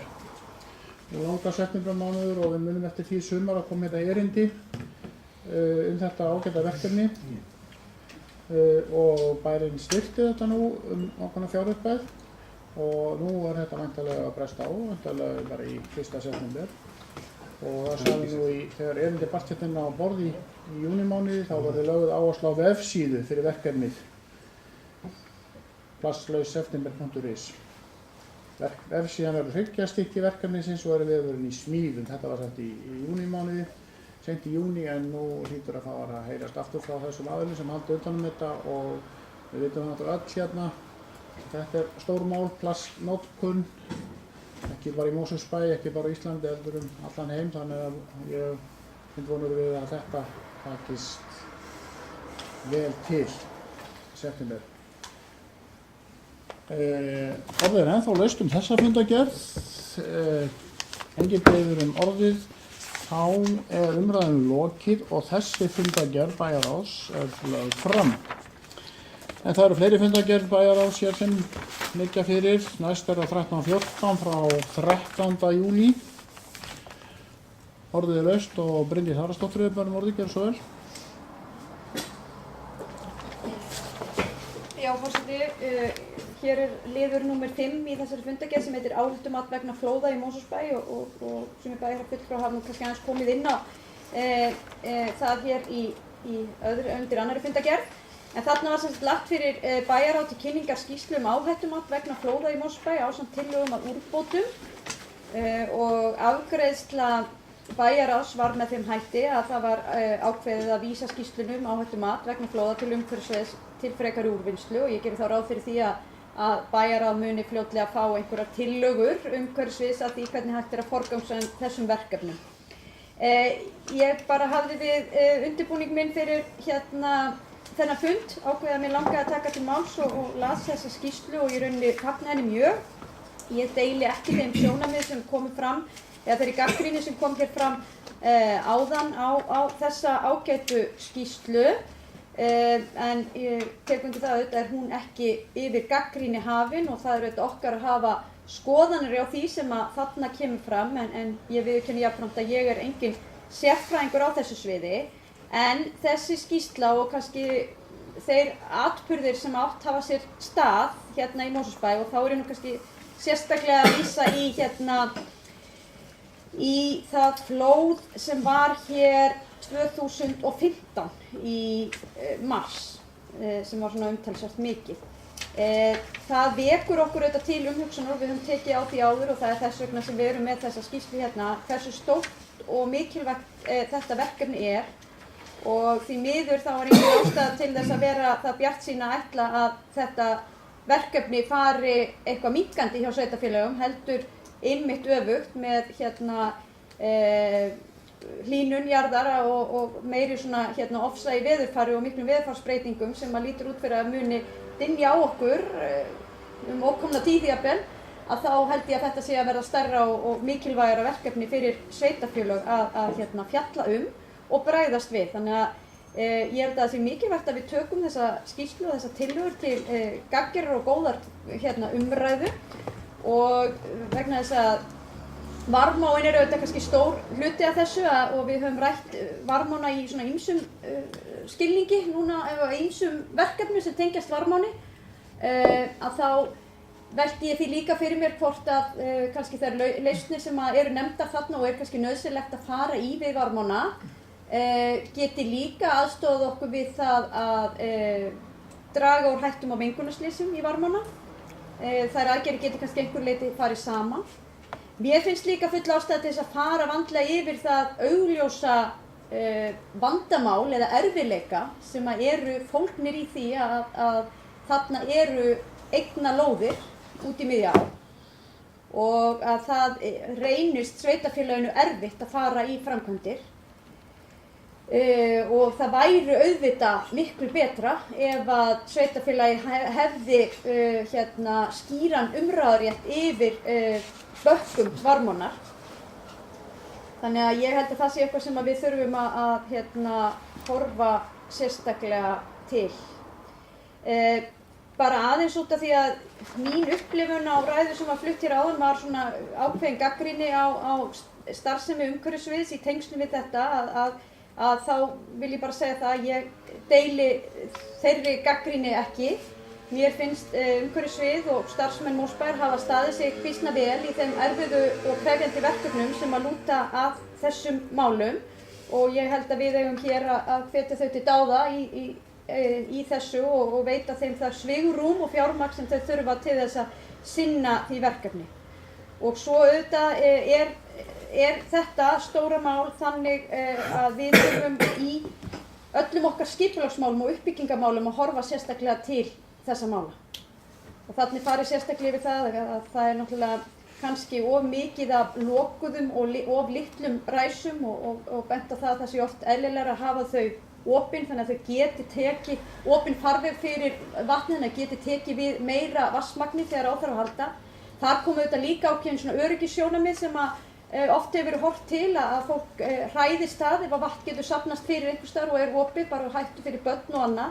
Þannig að það er svona ýmsu að huga í þessum málum, og við höfum sett það á dagskrá hjá okkur í skipulagsnefnd og gerum í rauninu kröfu til þess að þeir ráðgjafar sem að vinna fyrir okkur þegar við erum að fara yfir svona ný skipulag núna horfi sérstaklega til svona blágrænna lausna varðandi ofanvatn, og ég bara til að það sé mjög mikilvægt og að við séum öll svona vakandi yfir þessum náttúruvám sem að flóð geta verið og munu að öllum líkindum vera í framtíðinni hjá okkur. Sigrún Pálsdóttir, þú ert næst á mælendaskrá, gjörðu svo vel.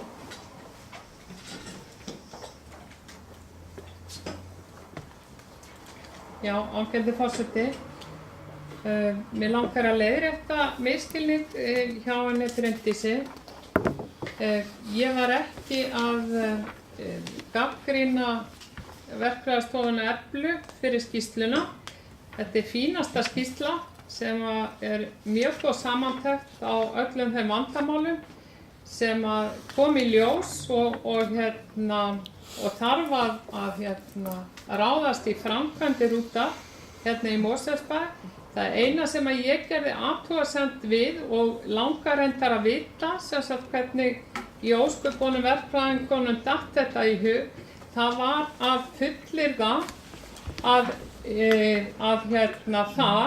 að íbúar eiga lóðir alveg niður á ánni, að fullyrða að það kæmi í veg fyrir framkvæmdir eins og gert í skýrslu, að það komi í veg fyrir að eitthvað væri gert. Það er mér óskiljanlegt og ég myndi vilja gjarnan fá útskýringu bæjarstjórans á því, vegna þess að þessi tillaga verkfræðistofuna hefur ekkert með verkfræði að gera. Heldur þetta eru upplýsingar sem að verkfræðiskrifstofan fær og skrifar inn í skýrslunum sína. Hvaðan fékk hún þessar upplýsingar? Það er það sem mig langar að vita. En út af fyrir sig þessi skýrsla bara afar góð og skilmerkileg sem að sveitarfélagið getur síðan nota til þess að takast á við vandamál framtíðarinnar eða kannski jafnvel næsta vors. En hérna ef það fer að flæða aftur með vorinu. Síðan var það annað að ég hefði verið að gagnrýna umhverfissvið. Ég var ekki að gagnrýna umhverfissvið. Ég var að spyrja bæjarstjóra því hvort að verið væri að vinna með þann samstarfsvilja sem íbúar sýndu með því að senda umhverfissviði yfirlýsingu að þau væri tilbúin til viðræðna endurbætur. Ég var að spyrja bæjarstjóra að því hvort að verið væri að vinna með þær upplýsingar með þá yfirlýsingu og þann samstarfsvilja sem að íbúar við ána sýndu. Vegna þess að hann fyrir hendi. Samstarfsvilji fyrir hendi. Þannig að það stendur einhvers staðar á, annars staðar. Ég veit að starfsfólk umhverfisins alltaf vilja gert til þess að ráðast í endurbætur. En fyrst að minnst var á peninga og það þyrfti peninga eins og Haraldur gerði áðan, það var einmitt gert ráð fyrir 8 milljónum í framkvæmdir á þessu fjárhagsári til þess að hefja vinnu á þessu svæði, á varmasvæðinu sem virkilega þörf á. Þetta svæði á náttúruminjaskrá, það líka 2 staðir í ánni eru friðlýstir, þannig að þetta einhver verðmæti sem að sveitarfélagið þarf virkilega að passa upp á og reyna að líka bara endurheimta þá eyðileggingu sem orðið hefur á lífríki árinnar í áranna rás. Þetta líka bara svæði sem skiptir okkur Mosfellinga bara virkilega miklu máli. Þetta náttúruperla og gæti orðið dásamleg náttúruperla ef að þessi tregða kæmi ekki sí og æ í ljós.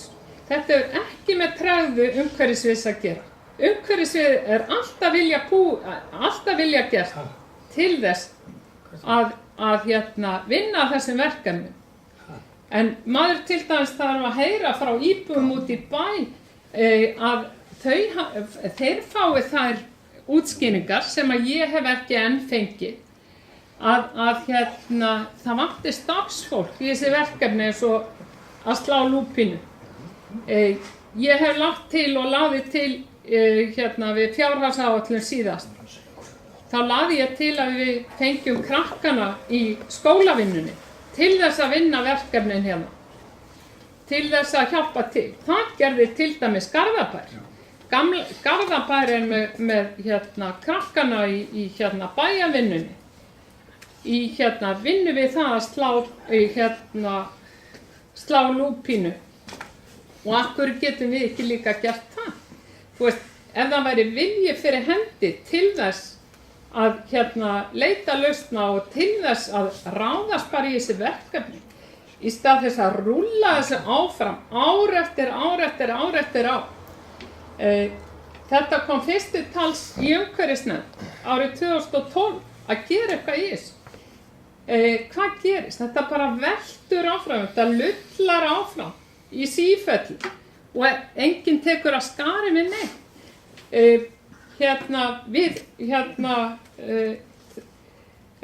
Held ég að þurfum að ég veit ekki hvað, í sífellu þessi mantra endurtekin það að íbúarhreyfingin sé að gagnrýna starfsmenn sveitarfélagsins. Ég sé ekki betur en að þið séu bara sá tortryggni fyrir að búa til leiðindi. Varpa af ykkur allri ábyrgð. Til hvers bæjarstjóri? Bæjarstjóri, skilgreiningin á hans verkefni að hann sé framkvæmdastjóri þessa sveitarfélagsins. En hvar framkvæmdastjóri? Hann bara ekki viðstaddur eða hvernig í ósköpunum stendur á því að þetta gengur allt svona treglega? Hafsteinn Pálsson, Gjörsvöld, þú ert næstur á með þessu. Ég held að við neðist til að byggja orðið. Er ég næstur eða? Já, það var... Já, Hafsteinn. Það var undan Hafsteinn hérna. Þingforseti? Þingforseti, já. Nei, fundarforseti? Þá vitum við hvert Hafsteinn að fara. Þetta var ágætt. Ég svo óvanur að koma í ponti hérna. Nema að þá ávarpa sjálfa mig. Þau verið að mér til... Ég er síðan. Já. Og það sláði mig alveg út af laginu hérna. Eða ég sjálfur. En það sem ég ætlaði að koma inn á, það að á vegum Veðurstofunnar verið að vinna að hættumatsviðmiðum og hættumati vegna bæði vatnsflóða og sjávarflóða og náttúrulega og ofanflóða náttúrulega og eldgosahættumats. En þetta sérákvæði við lögum ofanflóð, þar sem að fjalla vatnsflóðin og sjávarflóðin og eldgosin. Og svo heimild rennur út í árslok reyndar.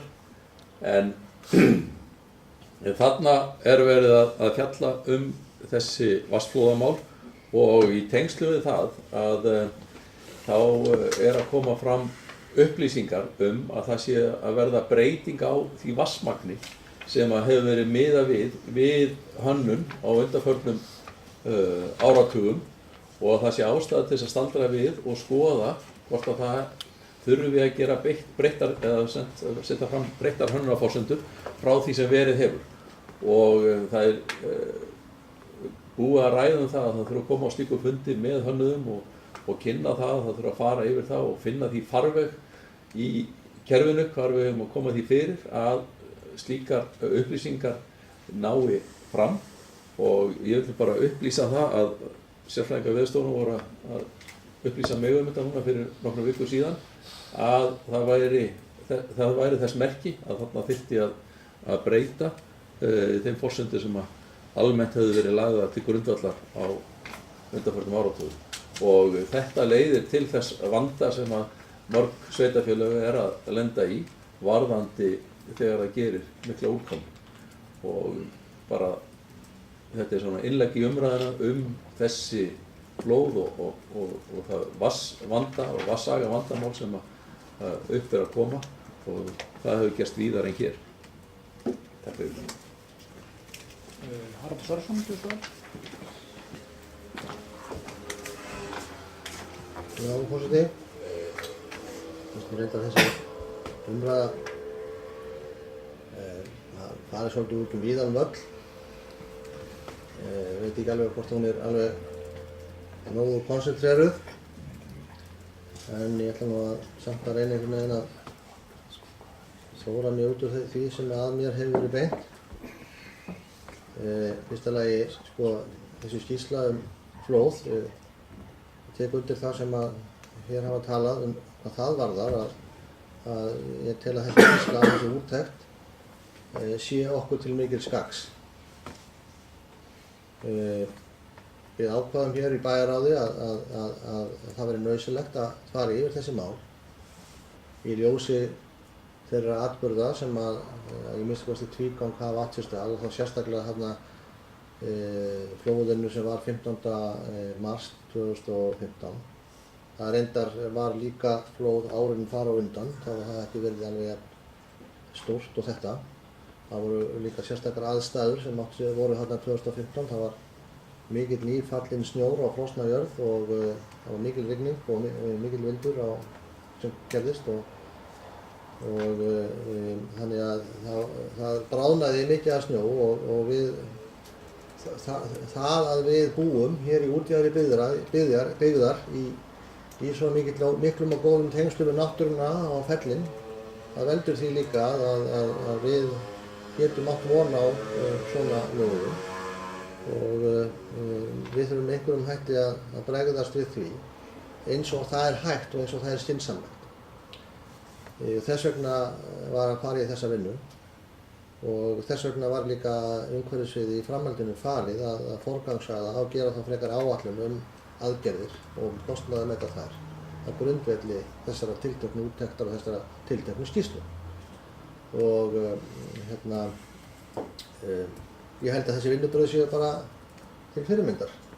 Best væri náttúrulega að við gætum stoppað náttúruöflin og það kann ekki svona mikil rigning eða væri ekki svona mikil tegund af tilteknum snjó eða slíkt, en því miður þá, eða kannski sem betur fyrr, set orðað það þannig frekar, þá getum við það ekki. Það var þetta tiltekna atriði sem að, og tiltekna spurningu sem bæjarfulltrúi Sigrún hafði þær skoðanir verkfræðistofunnar að það verið erfitt vik vegna eignarhalds á landi við Varmá. Ég skrifaði ekki þennan texta, enginn hér innanhús og enginn heldur þetta bara ábendingar frá verkfræðistofunni. Ég gerir ráð fyrir því að það sem verkfræðistofan hefur í huga, án þess að ég viti það með einhverjum óyggjandi hætti, sé það að þetta eykur flækjust til verkefnisins, það er að segja að eignarhald sé með þessum hætti og það er ekki hægt að ráðast í breytingar á landi að fara í framkvæmdur á landi einhvers annars nema að samþykki þess sé til staðar. Þannig að ég gerir ráð fyrir því að starfsmenn verkfræðistofan eða sérfræðingar hennar sem skrifuðu þennan texta sé að hafi verið að hugsa slík atriði. Það tengist líka því sem að hinni athugasemdinni eða spurningunni sem bæjarfulltrúinn hafði hvort að starfsmenn umhverfisins væri bara að sitja með hendur í skauti og gera ekkert í þeim jákvæðu viðbrögðum sem hluti eigenda og íbúa við Varmá hafa sýnt, sem mjög mikið fagnaðarefni. Og það er reyndar sem betur fyrir meiri hluti íbúa og eigenda við Varmá sem að vilja og eru samstarfshúsir til þess að heimila eða að láta hendi í land til þess að sé hægt að koma þessum stíg á þann stað þar sem hann mun ekki verða fyrir skemmdum til framtíðar, þess að færa hann fjær ánni. En það er hins vegar þannig að það þarf alla tíð, það er nóg að einn setja þessu upp á móti eða tefja í málið, að þá strandar það. Og það er það sem er verið að vinna með núna og ég get alveg fullvissa bæjarfulltrúan íbúahreyfingarinnar það að starfsmenn umhverfisins sem og aðrir starfsmenn bæjarins sem þar að máli koma, þar á meðal bæjarstjóri og að hennar mati hann sittir nú bara með hendur í skauti sem frá degi til dags og gerir ekki nokkuð skapaðanur, eru að leggja þessu máli lið. Það þarf eins og þetta er þolinmæðisverk og það er búið að fara yfir það margoft í bæjarráði, í umhverfisnefnd, hvað hræðist það. Bæjarfulltrúinn held ég hafi allar þær upplýsingar það hvernig sú vinna gengur og framkvæmdastjóri umhverfissviðs, umhverfisstjóri og fleiri hafa útskýrt stöðu þessa máls held ég alveg í smestu smáatriðum. Og vonandi verður hægt að fara í þessa framkvæmd, þar að segja að færa þennan stíg til og jafnframt á að gera þessa bakka þannig úr garði að hægt og sígandi að áin, það er að setja hemja ána, því að hún getur orðið skaðræðis fljót, þessi litla saklausa falli á, þegar að aðstæður eru með þeim hætti. Síðan hvað varðar, það er staðhæfingar bæjarfulltrúans að bæjarstjórinn sé ómögulegur og gerir ekki nokkuð skapaðan hlut. Ég ætla ekki að svara þeim. Ef bæjarfulltrúinn hefur fullt leyfi til að hafa þær skoðanir og þá bara er það þannig. En mér líður ekkert verð þótt að þetta sé sagt um mig með þessum hætti. Já, ég setti mig saman hérna á mældagskrá þannig að mig langar aðeins að ræða þetta mál sem nummer 5 í þessari fundargerð bæjarráðs. Áhættumat vegna flóða í Mosfellsbæ. Þetta hefur alllengi nokkuð misseri verið í deilunni og ýmis vinna farið fram í sambandi við þetta og við viljum hafa göngustíg þarna og við viljum hafa göngustíg sem hverfur ekki. Og þá eins og hér hefur verið sagt þá þarf að færa hann frá ánni og öruggari stað. Þarna tókast kannski á einkaréttur, lóðar eiganda og síðan almenn réttur að fá að ganga með þessari útivistarperlu okkar. Það hafa farið miklar umræður fram. Það var verið að ræða bréf frá íbúum að þeir væru tilbúnir í að hnika til hvað það varðar. En ég held að bæjarstjóri hafi nú komið að kjarna málsins, þar þarf allir að vera með. Það ekki nóg að það sé hluti eða ekki einu sinni nú að sé meiri hluti, það þurfa allir að vera með ef að fara að færa veginn. Og það hefur verið, mér hef fylgst vel með þessu frá umhverfissviði, þetta hefur verið á dagskrá umhverfisnefndar og það er ekki komin alla leið þangað. Þannig að eins og hér var nefnt áðan bréf sem kom, það hefur það væntanlega ekki verið að undirritað af öllum lóðareigendum. Þetta þarf að ganga mjög nákvæmlega frá þessu og þinglýsa þessu, þannig að þetta sé réttur sveitarfélagsins alla framtíð. Þetta ekki einfalt mál. Það verður bara að segja það eins og það Ég ætla samt ekki að fjölra það eða reynda af því að bæjarfélagið Sigrún lagði aðeins líka leið sína með lúpínuslátt. Þó maður væri kannski ekki beitt þarna en þarna og myndist á að vinnuskóli í Garðabæ væri slá lúpínu og mínar heimildar á umhverfissviði herma það að það nú að sé nú verkefni fyrir sérstakt sláttu fólk, sérstakka verktaka, svo bara vitum það þegar við tökum þá umræðu. Það sé ekki fyrir unglinga að slá lúpínu. Við komum þessu á framfæri en Sigrún Páttadóttir, þú best á mælendaskrá, svo vel.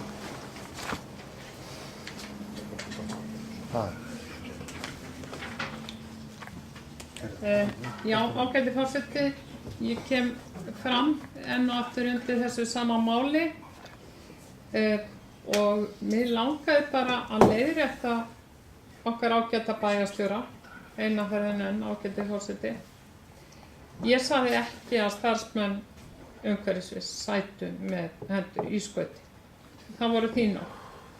Ég sagði ekki heldur að þú værir sæti með hendur í skauti, heldur að þú værir framkvæmdastjóri þessa sveitarfélags og þar af leiðandi töluvert ábyrgur, ekki satt, fyrir starfseminni. Ef að verkefni bara einhvern veginn dala uppi, ekkert gerist, það eins og að við lifum í slow motion, þá finnst manni kannski afköstin ekki nógu mikið og ég ekki viss að þetta þætti góður siður hjá einkafyrirtæki að maður sé alltaf að tala sama hlutin og ekkert gerist ár eftir ár ekkert gerist. Ég ekki viss að það þætti góð stjórnun hjá einkafyrirtæki. Ég held að það þætti bara einfaldlega afleið stjórnun. Ég hef rætt við marga fagaðila og þá beini ég núna orðum mínum að Bjarka. Ég hef rætt við marga fagaðila hvernig sniðugt eða best væri að standa þessu verkefni af því að þetta flókið út af eignarhaldi, eflaust og ekki allir sammála. Og ég hef rætt við marga aðila, þeir hafa haldið fram fagaðila í þessum. Besta leiðin að bara byrja þar sem að vilja fyrir hendi á því verkefni að laga þetta. Og síðan þróast þetta verkefni áfram, út frá þeim punkti. Og ef við ætlum að setja upp svona skilyrði strax í upphafi, við gerum ekkert nema allir séu með. Hvað erum við þá að gera? Við erum að útiloka. Við erum bara að útiloka það að það verði eitthvað gert. Og það algjörlega þarflausu. Það er bara fiksjón að halda þið fram að það sé ekkert hægt að gera nema að allir séu með. það er heilmikið hægt að gera vegna þess að öll þessi vandamál, þau eru staðbundin og þau eru fyrir neðan ákveðna lóð. Þetta er ekki, þetta gengur upp með ánni, þetta verkefni og alla skemmtirnar eru staðbundnar og það er bara hægt að byrja þar sem að vilja fyrir hendi. Nýta sér vilja íbúa til þess að gera eitthvað í þessu máli, til þess að gera þessa náttúruparadís almennilega aðgengilega fyrir íbúa í Mosfellsbæ. Bryndís Jónsson. Já, forseti, það er kannski ekki að lengja þessu umræðu mikið, mér langaði bara aðeins að bregðast við þessu hér hjá fulltrúa íbúahreyfingarinnar og kannski fyrst byrja að segja ég hef alveg skilning á óþolinmæði og pirring bæjarfulltrúans að hlutir gerist ekki sem við erum búin að ræða og hafandi verið formaður skipulagsnefndar í öll þessi ár þá eru einmitt nokkur svona verkefni á mínu borði sem okkur hefur ekki tekist að klára vegna þess að það er andstæð einhvers staðar. Ég get nefnt sem dæmi reiðstíga eða göngustíga og annað að það er bara þannig að þú ert að fara í gegnum land sem einhver á að þá gerur það ekki svo auðveldlega nema með samkomulagi viðkomandi aðila. Og það er rosalega takmarkað gagn í því að laga göngustíg á einu stað ef svo kemur alveg glufa inn og þar næst ekki samkomulag og halda svo áfram því að eðli málsins samkvæmt þá þarf stígurinn að vera heildstæður. Og ég held að það sama eigi reynda við þegar við erum að tala að laga bæjarfulltrúan. Og þá bara ítreka ég það sem ég sagði hérna, ég held að þurfa að skoða allar lausnir í því sambandi og bara það væri auðvitað miklu auðveldara ef við hefum fullt yfirráð yfir þessu. Það er bara svoleiðis. En við höfum það ekki í dag, þannig að annarkvort vinnum við samkvæmt þessu eða reynum að finna leiðir til að hafa yfirráð yfir svæðin og semja þannig við landeigendur að við sinnum þessu. Og varðandi aðgengismálin með fyrst bara ég held að við eigum alls ekki að tala niður Varmána og það útivistarsvæði sem er þetta í kringu Varmána. Þetta er frábært svæði, það er rosalega gaman að labba þarna upp og í mínum huga er það allavega þannig að göngustígur á þessari leið verður ekki og í mínum huga væri það ekki æskilegt að hafa þarna malbikaðan breiðan stíg. Heldur er ákveðin sjarmi mitt fólkin í því að hafa malarstíg sem er kannski einhver leyti svolítið hlykkjóttur. Það er alveg rétt að þá er hann ekki aðgengilegur fyrir alla, ekki kannski barnavagna eða hjólastóla nema svona á grófum dekkjum og annað. En það er það umhverfi sem þarna er og ég held að það sé fullkomlega í lagi að það séu stígar sem eru þannig og bara taka mið af náttúrunni og því svæði sem þeir eru á. Og í mínum huga á allavega þessi stígur á þessu svæði við Varmána að vera með þeim hætti. Nú, ég held að við förum að ljúka umræðum þetta mál, númer 5. Ertu að biðja um orðið þetta mál? Hvað ertu búin að taka Þú ert búin að tala tvisvarsinnum og ég held að við... Já, ég veit það, en mér langar bara að koma á framfæri smá leiðréttingu. Nei, ég held að voru bara að gera það með það. Nei, ég held Þú ert búin að tala tvisvarsinnum. Það er mjög mikilvægt, Bjarki. Já, það er fínt mat. Við höldum áfram bara. Bryndís, það stendur í þessari yfirlýsingu íbúa. Þeir setja einmitt sem sagt skilyrði. Þeir setja sem skilyrði að það verði ekki malbikað. Ef þú vilt koma með ræða þá gerum við fundarhlé. Viltu ræða þetta við borðið? Já, það var eins og hún misskildi eitthvað Bryndís. Já, við skulum bara halda áfram með dagskrána og ekki malbikað. Bæjarráð Mosfellsbæjar fundargerð frá 13. júlí enn til umfjöllunar frá þessu máli. Nú, engin kveðsir hljóðs, þá er umræðum lokið þessa fundargerð og hún er lögð fram. En það eru hér 2 fundargerðir ennþá frá Bæjarráð Mosfellsbæjar, þá er það 13.15 frá 20. júlí, orðið laust. Haraldur.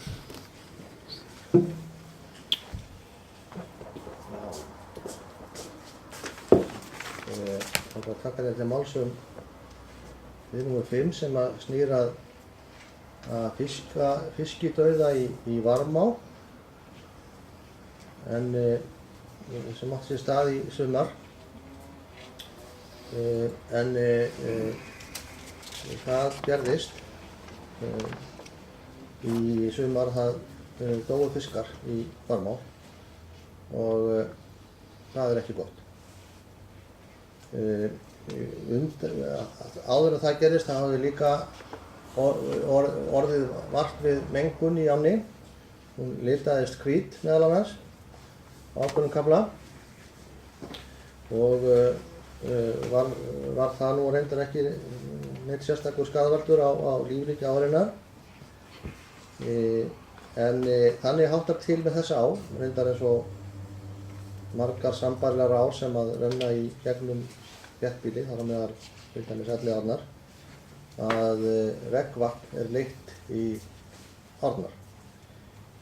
Ástæðan fyrir því að regnvatn er leitt í árnar er svo að ef það ekki gert þá er mikil hætta á því að það þorni eða fá ekki nægilegt vatn til þess að viðhalda sínum vatnsstraumi og það á til dæmis við Varmá. Hún myndi ekki þola það að regnvatn færi ekki á hana. Nútíma lausnir við hönnun hverfa er á þá veg að annarkvort eru settar upp settjarnir eða sérstakar hreinsithræður. Við bæði okkar nýbyggingarhverfi í Mosfellsbæ, þar að segja Helgafellshverfi og Laufástunguhverfi, eru hreinsithræður. Annars vegar til þess að hreinsa vatn ofavatn sem kemur af götum og húsþökum þeirra hverfa. Þær hreinsithræður virka þannig að það vatn er leitt í þróna, það er hreinsað og sett aftur út í umhverfið og síðan rennur það til viðkomandi ár. Annars vegar tilfelli Laufástunguhverfisins, í Köldukvísl og í tilfelli Helgafellshverfisins í Varmá. Þegar að hverfið í kringum Varmá, þessi Reykjahverfi byggðist upp, þá voru slíkar lausnir ekki til. Og hin lausnin eru settræður. Og þess vegna eru margir stútar af regnvatni sem eru beint út í ána.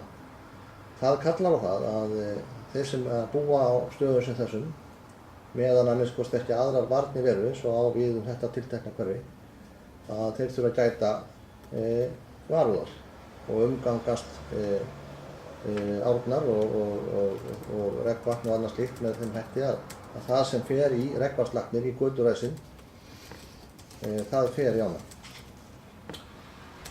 En þess vegna lét bærinn útbúa sérstakt kynningarefni fyrir íbúa á þessu svæði sem borið var í öll hús á þessu svæði, þar sem að þessir þættir voru útskýrðir og íbúar hvattir til varfærni hvað þetta varðar. En það gerist í sumar, að minnsta kosti 2 sinnum, að það yrðu áberandi slys eða atvik sem að fór í ána. Annars skipti var það að máling, hvít máling, vatnsmáling, fór í Varmá, sem gerist með þeim hætti að það fór 8 lítra hvít máling hjá íbúa á götuna sem að fór síðan í regnvatnstaklinnar og þaðan út í Varmá og ávinn litaðist hvít.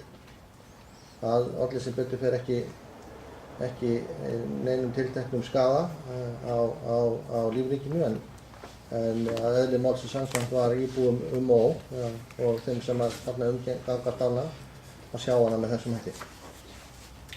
Hitt atvikið sem ég vildi nefna hér var það sem olli dauða á fiskum á ákveðnu svæði í ánni.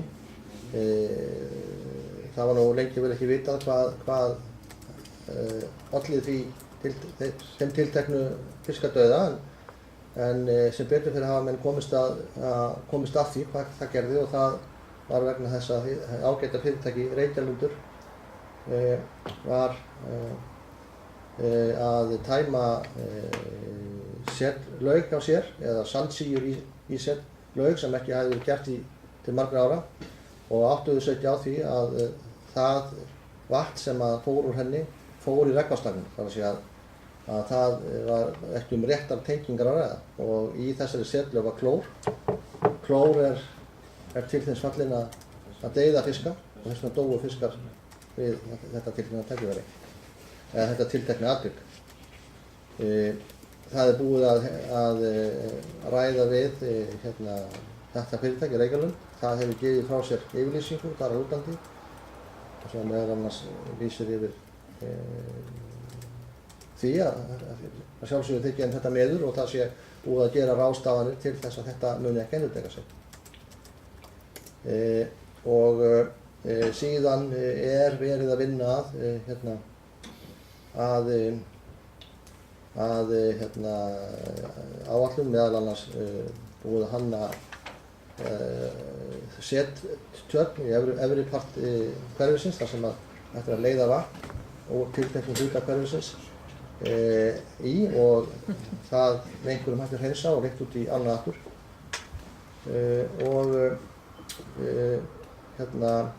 Síðan hefur líka verið unnið að skoðunum á rangtengingum og slíku og það líka búið að búa til fráveitukerfi í tilteknum hluta hverfisins, það er að segja Reykjavíkurhlutanum og bjóða íbúum þar að tengjast við það.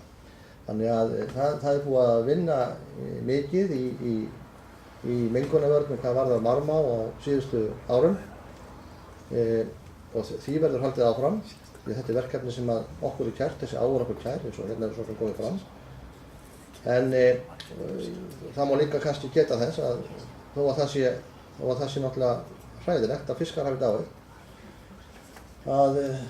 þá kom það fram í máli heilbrigðisfulltrúa Kjósarsvæðis að fyrir einhverjum árum síðan hefðu engir fiskar dáið ef að klór hefði farið í ána því að þar voru ekki fiskar í ánni.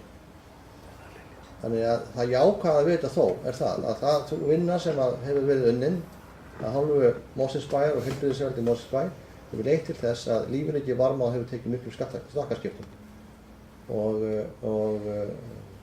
orðið þess meðal annars valdandi að fiskar vaxa og dafna í ánni sem er gott.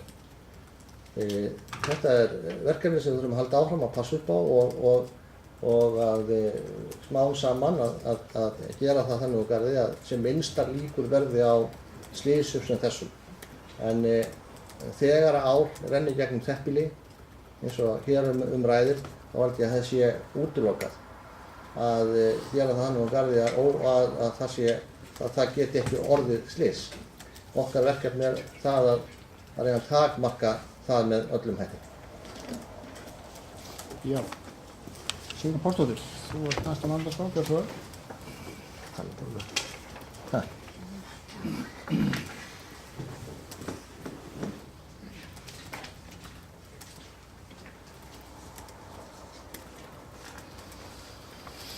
Ágæti forseti, ég kem hér fram undir málinu erindi íbúahreyfingarinnar fiskadauða af mannaveldum í Varmá sem að Haraldur var að tala hérna og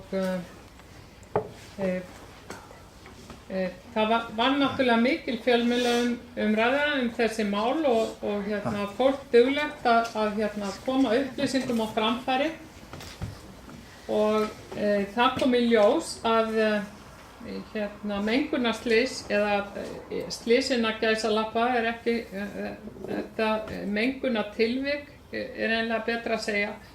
Þau eru mjög tíð í ánni og það voru ekki bara 2 tilvik, heldur er þetta bara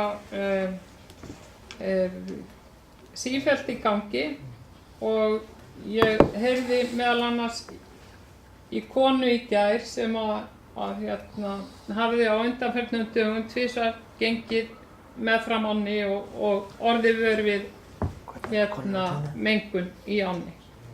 Heilbrigðisfulltrúi, hann hefur staðfest að mengunartilvik eru mjög tíð í ánni og en hins vegar er ýmislegt sem að mætti betur fara og til dæmis og það hefur verið vandamál sem að ég hef meðal annars talað að vegna þess að það eru engar mælingar gerðar í ánni eða hafa ekki á undanförnum árum hafa engar mælingar verið gerðar í ánni. Ég held að síðustu mælingar séu frá 2013, er það ekki? Rétt hjá mér. sem sagt til þess þangað til núna í sumar, þá vitum við ekki hvert ástand vatnsins er. Þannig að það sem við vitum er það að það berast mengandi efni í þessa á sem að þýðir að það fyllsta ástæða til að láta íbúa vita með skýrum hætti hverslas er. Ég hef meðal annars og gerði það á meðan að ég var í umhverfisnefnd, lagði til að þessi vandamál yrðu kynnt íbúum árlega í Mosfellingi til dæmis. Þannig að barnafólk geti passað upp á það að börnin fari ekki að leika sér þarna í vatninu.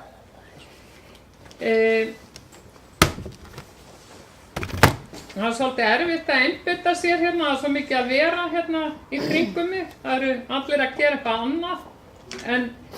En það sem að mér finnst mikilvægt í þessu máli, gerum ekki á mikið úr því hvernig hugsað er varmana. Það hefur sáralítið verið í gangi undanfarin ár. Ég held að síðustu mælingar hafi verið gerðar árið 2013 í ánni þangað til að þessi tilvik komu upp. Það er ekki það að mæla ekki vandamálin, það leysir þau ekki. Og það kemur heldur ekki veg fyrir það kemur ekki veg fyrir að þau gerist. Sem að þýðir einfaldlega það þarf að vakta þessa á og gera það almennilega. Það nægir ekki bara að mæla saurgellamengun í Varmá. Það sem þarf að gera er að mengun að mæla ána og það reglulega, ekki bara saurgellana. Heldur bara vaktana almennilega og sjá og líka bara í þeim tilgangi að láta íbúana vita hvað er í gangi. Stundum mælist mikið í henni af allslagsefnum, stundum minna og þetta þurfa bara íbúar og er bara sjálfsögð þjónusta við íbúa í þéttbýli að þeir fái að vita hvernig ástand vatnsfalla er í næsta nágrenni við. En þetta hefur ekki verið gert í Mosfellsbæ. Við fáum ekki fréttir af þessu og til dæmis það voru lengi vel inn á vef Heilbrigðiseftirlitsins upplýsingar mælingar en nú er búið að uppfæra vefinn og síðast þegar ég vissi var ekki búið að setja inn gömlu upplýsingarnar mælingarnar. En allavega það þarf að gera miklu betur varðandi varmana og eins og fram kom í máli Haraldar þá var unnin þessi bæklingur, mjög fínn bæklingur en hann var bara borinn í sum hús og önnur ekki og Sér og reyndu einhvern tíma að segja satt? Nei, hann var bara borinn á ákveðin svæði og önnur ekki þannig að það nýttist ekki og fulltrúi íbúahreyfingarinnar þegar að þessi bæklingur var borinn út þá gerði fulltrúi íbúahreyfingarinnar í umhverfisnefnd það sérstaklega að umræðuefni á fundi umhverfisnefndar að hann hafði ekki verið borinn í öll hús. Einn fulltrúi íbúahreyfingarinnar varamaður í umhverfisnefnd, hún gerði könnun á því í Reykjahverfi. Hversu margir könnuðust við að hafa fengið hennar bækling? Það höfðu sárafáir sem engir fengið bæklingin eða könnuðust við að hafa fengið hann. Þannig að þannig aðferðir þar duga ekki. Það þarf að tilkynna svona í fjölmiðlum. Það þarf að Mosfellsbær notar ekki síðuna sína til að koma svona upplýsingum á framfæri og svo framvegis. Það þarf að finna einhverja skynsamlega leið til þess að láta íbúa vita hvernig ástand vatnsins er og það er bara fyllsta ástæða til þess í sveitafélagi sem fullt af börnum að fólk viti hvert mengunar ástand fallvatna og vatna og sjávar er hérna í sveitafélaginu. En þær upplýsingar erum við ekki að gefa íbúum og úr því þarf að bæta. Það þarf að vakta þetta og það þarf að birta upplýsingarnar. Það dugir ekki að senda flottan bækling til fólks, það verður að hafa þessa upplýsingagjöf síkvika. Það þarf að gefa þessar upplýsingar ofta á ári. Haraldur Sverrisson, gjörðu svo vel. Já, forseti, bara östuð, sko. Ég get alveg tekið undir það að það má örugglega standa sér betur í því að veita þessar upplýsingar og það er örugglega hægt að læra og gera það með betra hætti að nota betur nútíma tækni og samskiptamáta til þess. Og sjálfsögðu minn Mosfellsbær og þeir sem hér vinna og þær nefndir sem hér starfa að því reyna að bæta það flæði eins og hægt er. En hitt þykir mér verra að þegar að ítrekað er sagt að bæklingur hafi ekki verið borinn í hús. Það var bara einfallega þannig að starfsmenn Mosfellsbæjar, starfsmenn Áhaldahúss fóru með þennan bækling í öll hús í Reykjahverfi. Það að íbúar þessum húsum hafi ekki tekið eftir í eða hendur með ruslið. Það er svo annar hlutur og kennir okkur þá kannski hvernig við eigum þá eins og bæjarfulltrúar var að benda á, kannski getum við með einhverjum betri og meiri hætti vakið athygli á þessu. En við þykir það vont að þegar í síendurtekið skuli haldið fram að þessi bæklingur og þar með starfsmenn Mosfellsbæjar sem fengu það verkefni að gera þetta hafa ekki unnið vinnuna sína. Og það er rangt og það er ekki satt og bæjarfulltrúar veit betur. Þannig að mér finnst skemma málflutning sinn sem er að mörgu leyti góður og við þurfum að gera betur í þessum efnum með þessum hætti. Við getum gert betur í þessu, við getum lært af reynslunni og við getum örugglega vakið betur og meiri athygli á þessu til íbúa og við þurfum að gera það en ekki segja ósatt. Já, Bryndís er næst á mælendaskrá.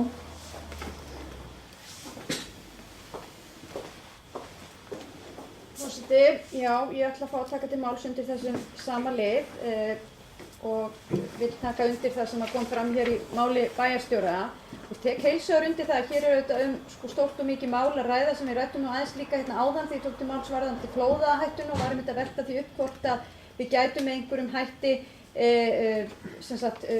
brugðist við bæði þessari mengunarhættu sem að er óhjákvæmilega þegar byggt er nálagt vatni og ám og svo líka þessari flóðahættu.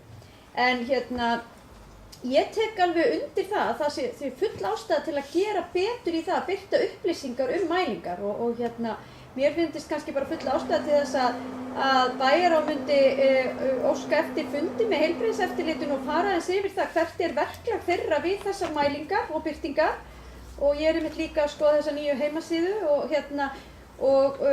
það má alveg velta fyrir sig hvort að þetta þurfi ekki að vera tíðara og það gæti verið að hluta til krafa okkar hjá sveitarfélaginu að gera það og birta það með aðgengilegum hætti bæði inn á heimasíðu heilbrigðiseftirlitsins og heimasíðu bæjarins.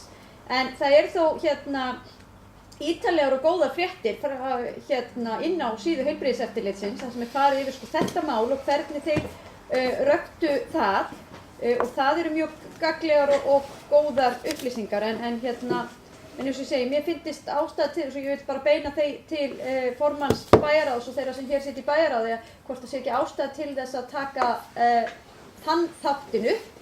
Það er að segja hversu tíðar mælingar eru hér í ám og vötnum og strandlengi og með hvað hætti þær eru birtar og birtast almenningi og íbúum í sveitarfélaginu. Sigrún, gjörðu svo vel.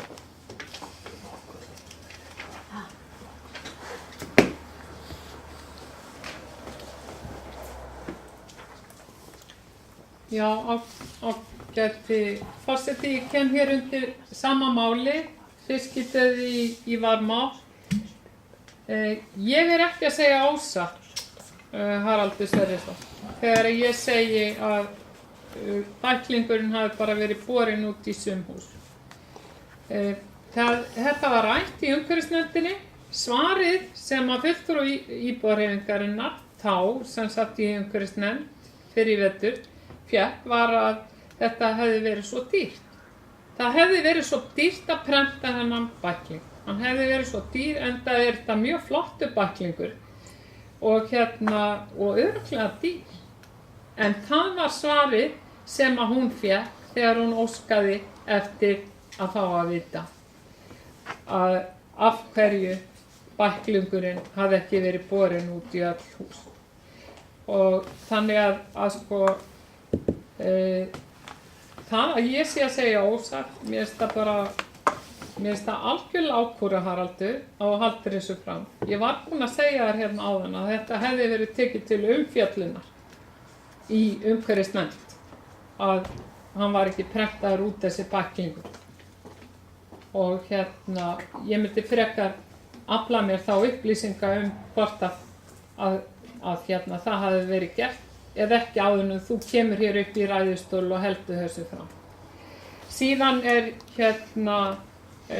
er búið að vera árum saman í gangi þessi umræða eða sem sagt heilbrigðiseftirlitið er búið að margleggja til að það verði komið upp og gerð langtíma áætlun að setja svona sandsíuber upp með Varmáni til að draga úr þessari mengunarhættu.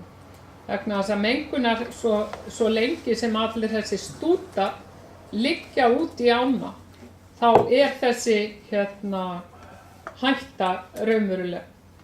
Og auðvitað þarf áin regnvatni vegna þess að annars þornar hún bara og verður að engu.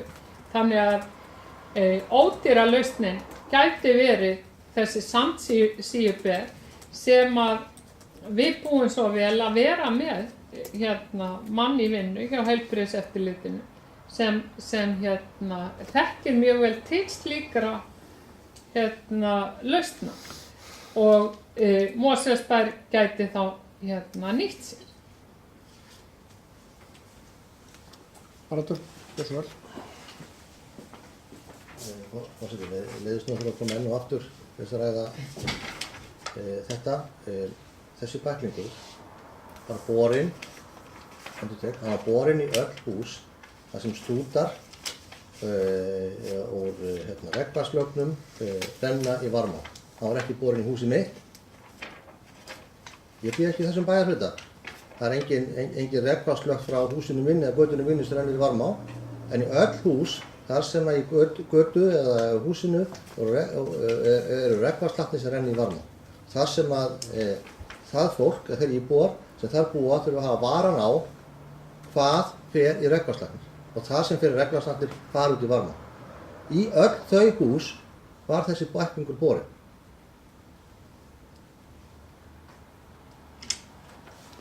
Já, ég ætla aðeins að fá að taka til máls þetta mál. Bara þetta atriði með þennan ágæta bækling, valdaða bækling, það er rétt eins og hér kom fram áðan, þetta var til umræðu í umhverfisnefnd og hann var ekki prentaður í því upplagi að þetta var að dreifa allt sveitafélagið. Það var talin ástæða, eðlilega, að dreifa það í hús sem að voru í þessu mikla návígi við Varmána. Og það var gert eins og bæjarstjóri hefur upplýst. Þetta er mikið návígi eins og við erum alltaf að tala milli nábýli getum við kannski frekar sagt og margt að varast. Nú er þetta leiðinda bakið til þess að vera að tæma ákveðnar þræð þarna og ég veit ekki hvort þeir hafa lesið bæklingin, hann hefur kannski ekkert breytt neinu vegna þess að þeir voru í þeirri góðri trú þessir ágætu menn að þetta myndi fara í svokallega skólplögn, en það var bara ekki raunin. En þetta var sem sagt stuttasvarið með þennan ágæta bækling sem er bara mjög góður og gildur og ætti að fara sem víðast. Nú,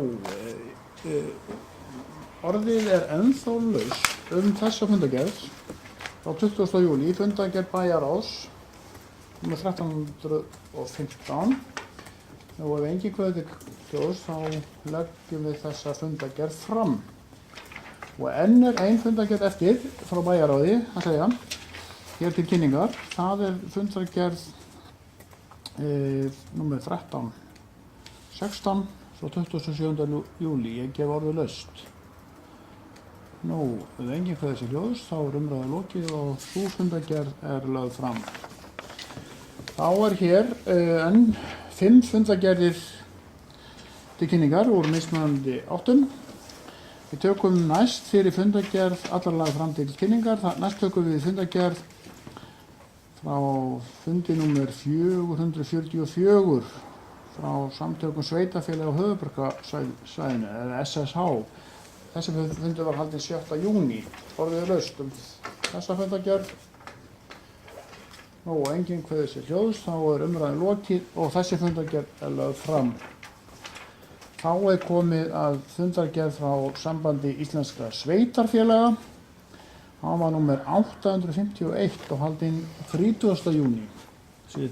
Orðið er laust þá fundargerð. Nú, enginn kveður sér hljóðs og þá er umræðan lokið og sú fundargerð er lögð fram. Þá er komið að fundargerð frá svæðisskipulagsnefnd höfuðborgarsvæðisins. Það var númer 77 og haldinn 23. júní. Orðið er laust þá fundargerð og enginn kveður sér hljóðs og þá er sú fundargerð lögð fram. Sama dag var haldinn fundur í stjórn Strætó. Það var númer 268 og orðið er laust þá fundargerð og enginn kveður sér hljóðs og sú fundargerð er lögð fram. Að síðustu er hér fundargerð frá heilbrigðisnefnd Kjósarsvæðis. Það var númer 31, 31. fundur og haldinn 26. júní. Orðið er laust þá fundargerð. Enginn kveður sér hljóðs, þá er sú fundargerð lögð fram. Og fleiri er ekki á dagskrá þessa fundar og ég þakka ykkur fyrir fundarsetuna og segi fundi slitið.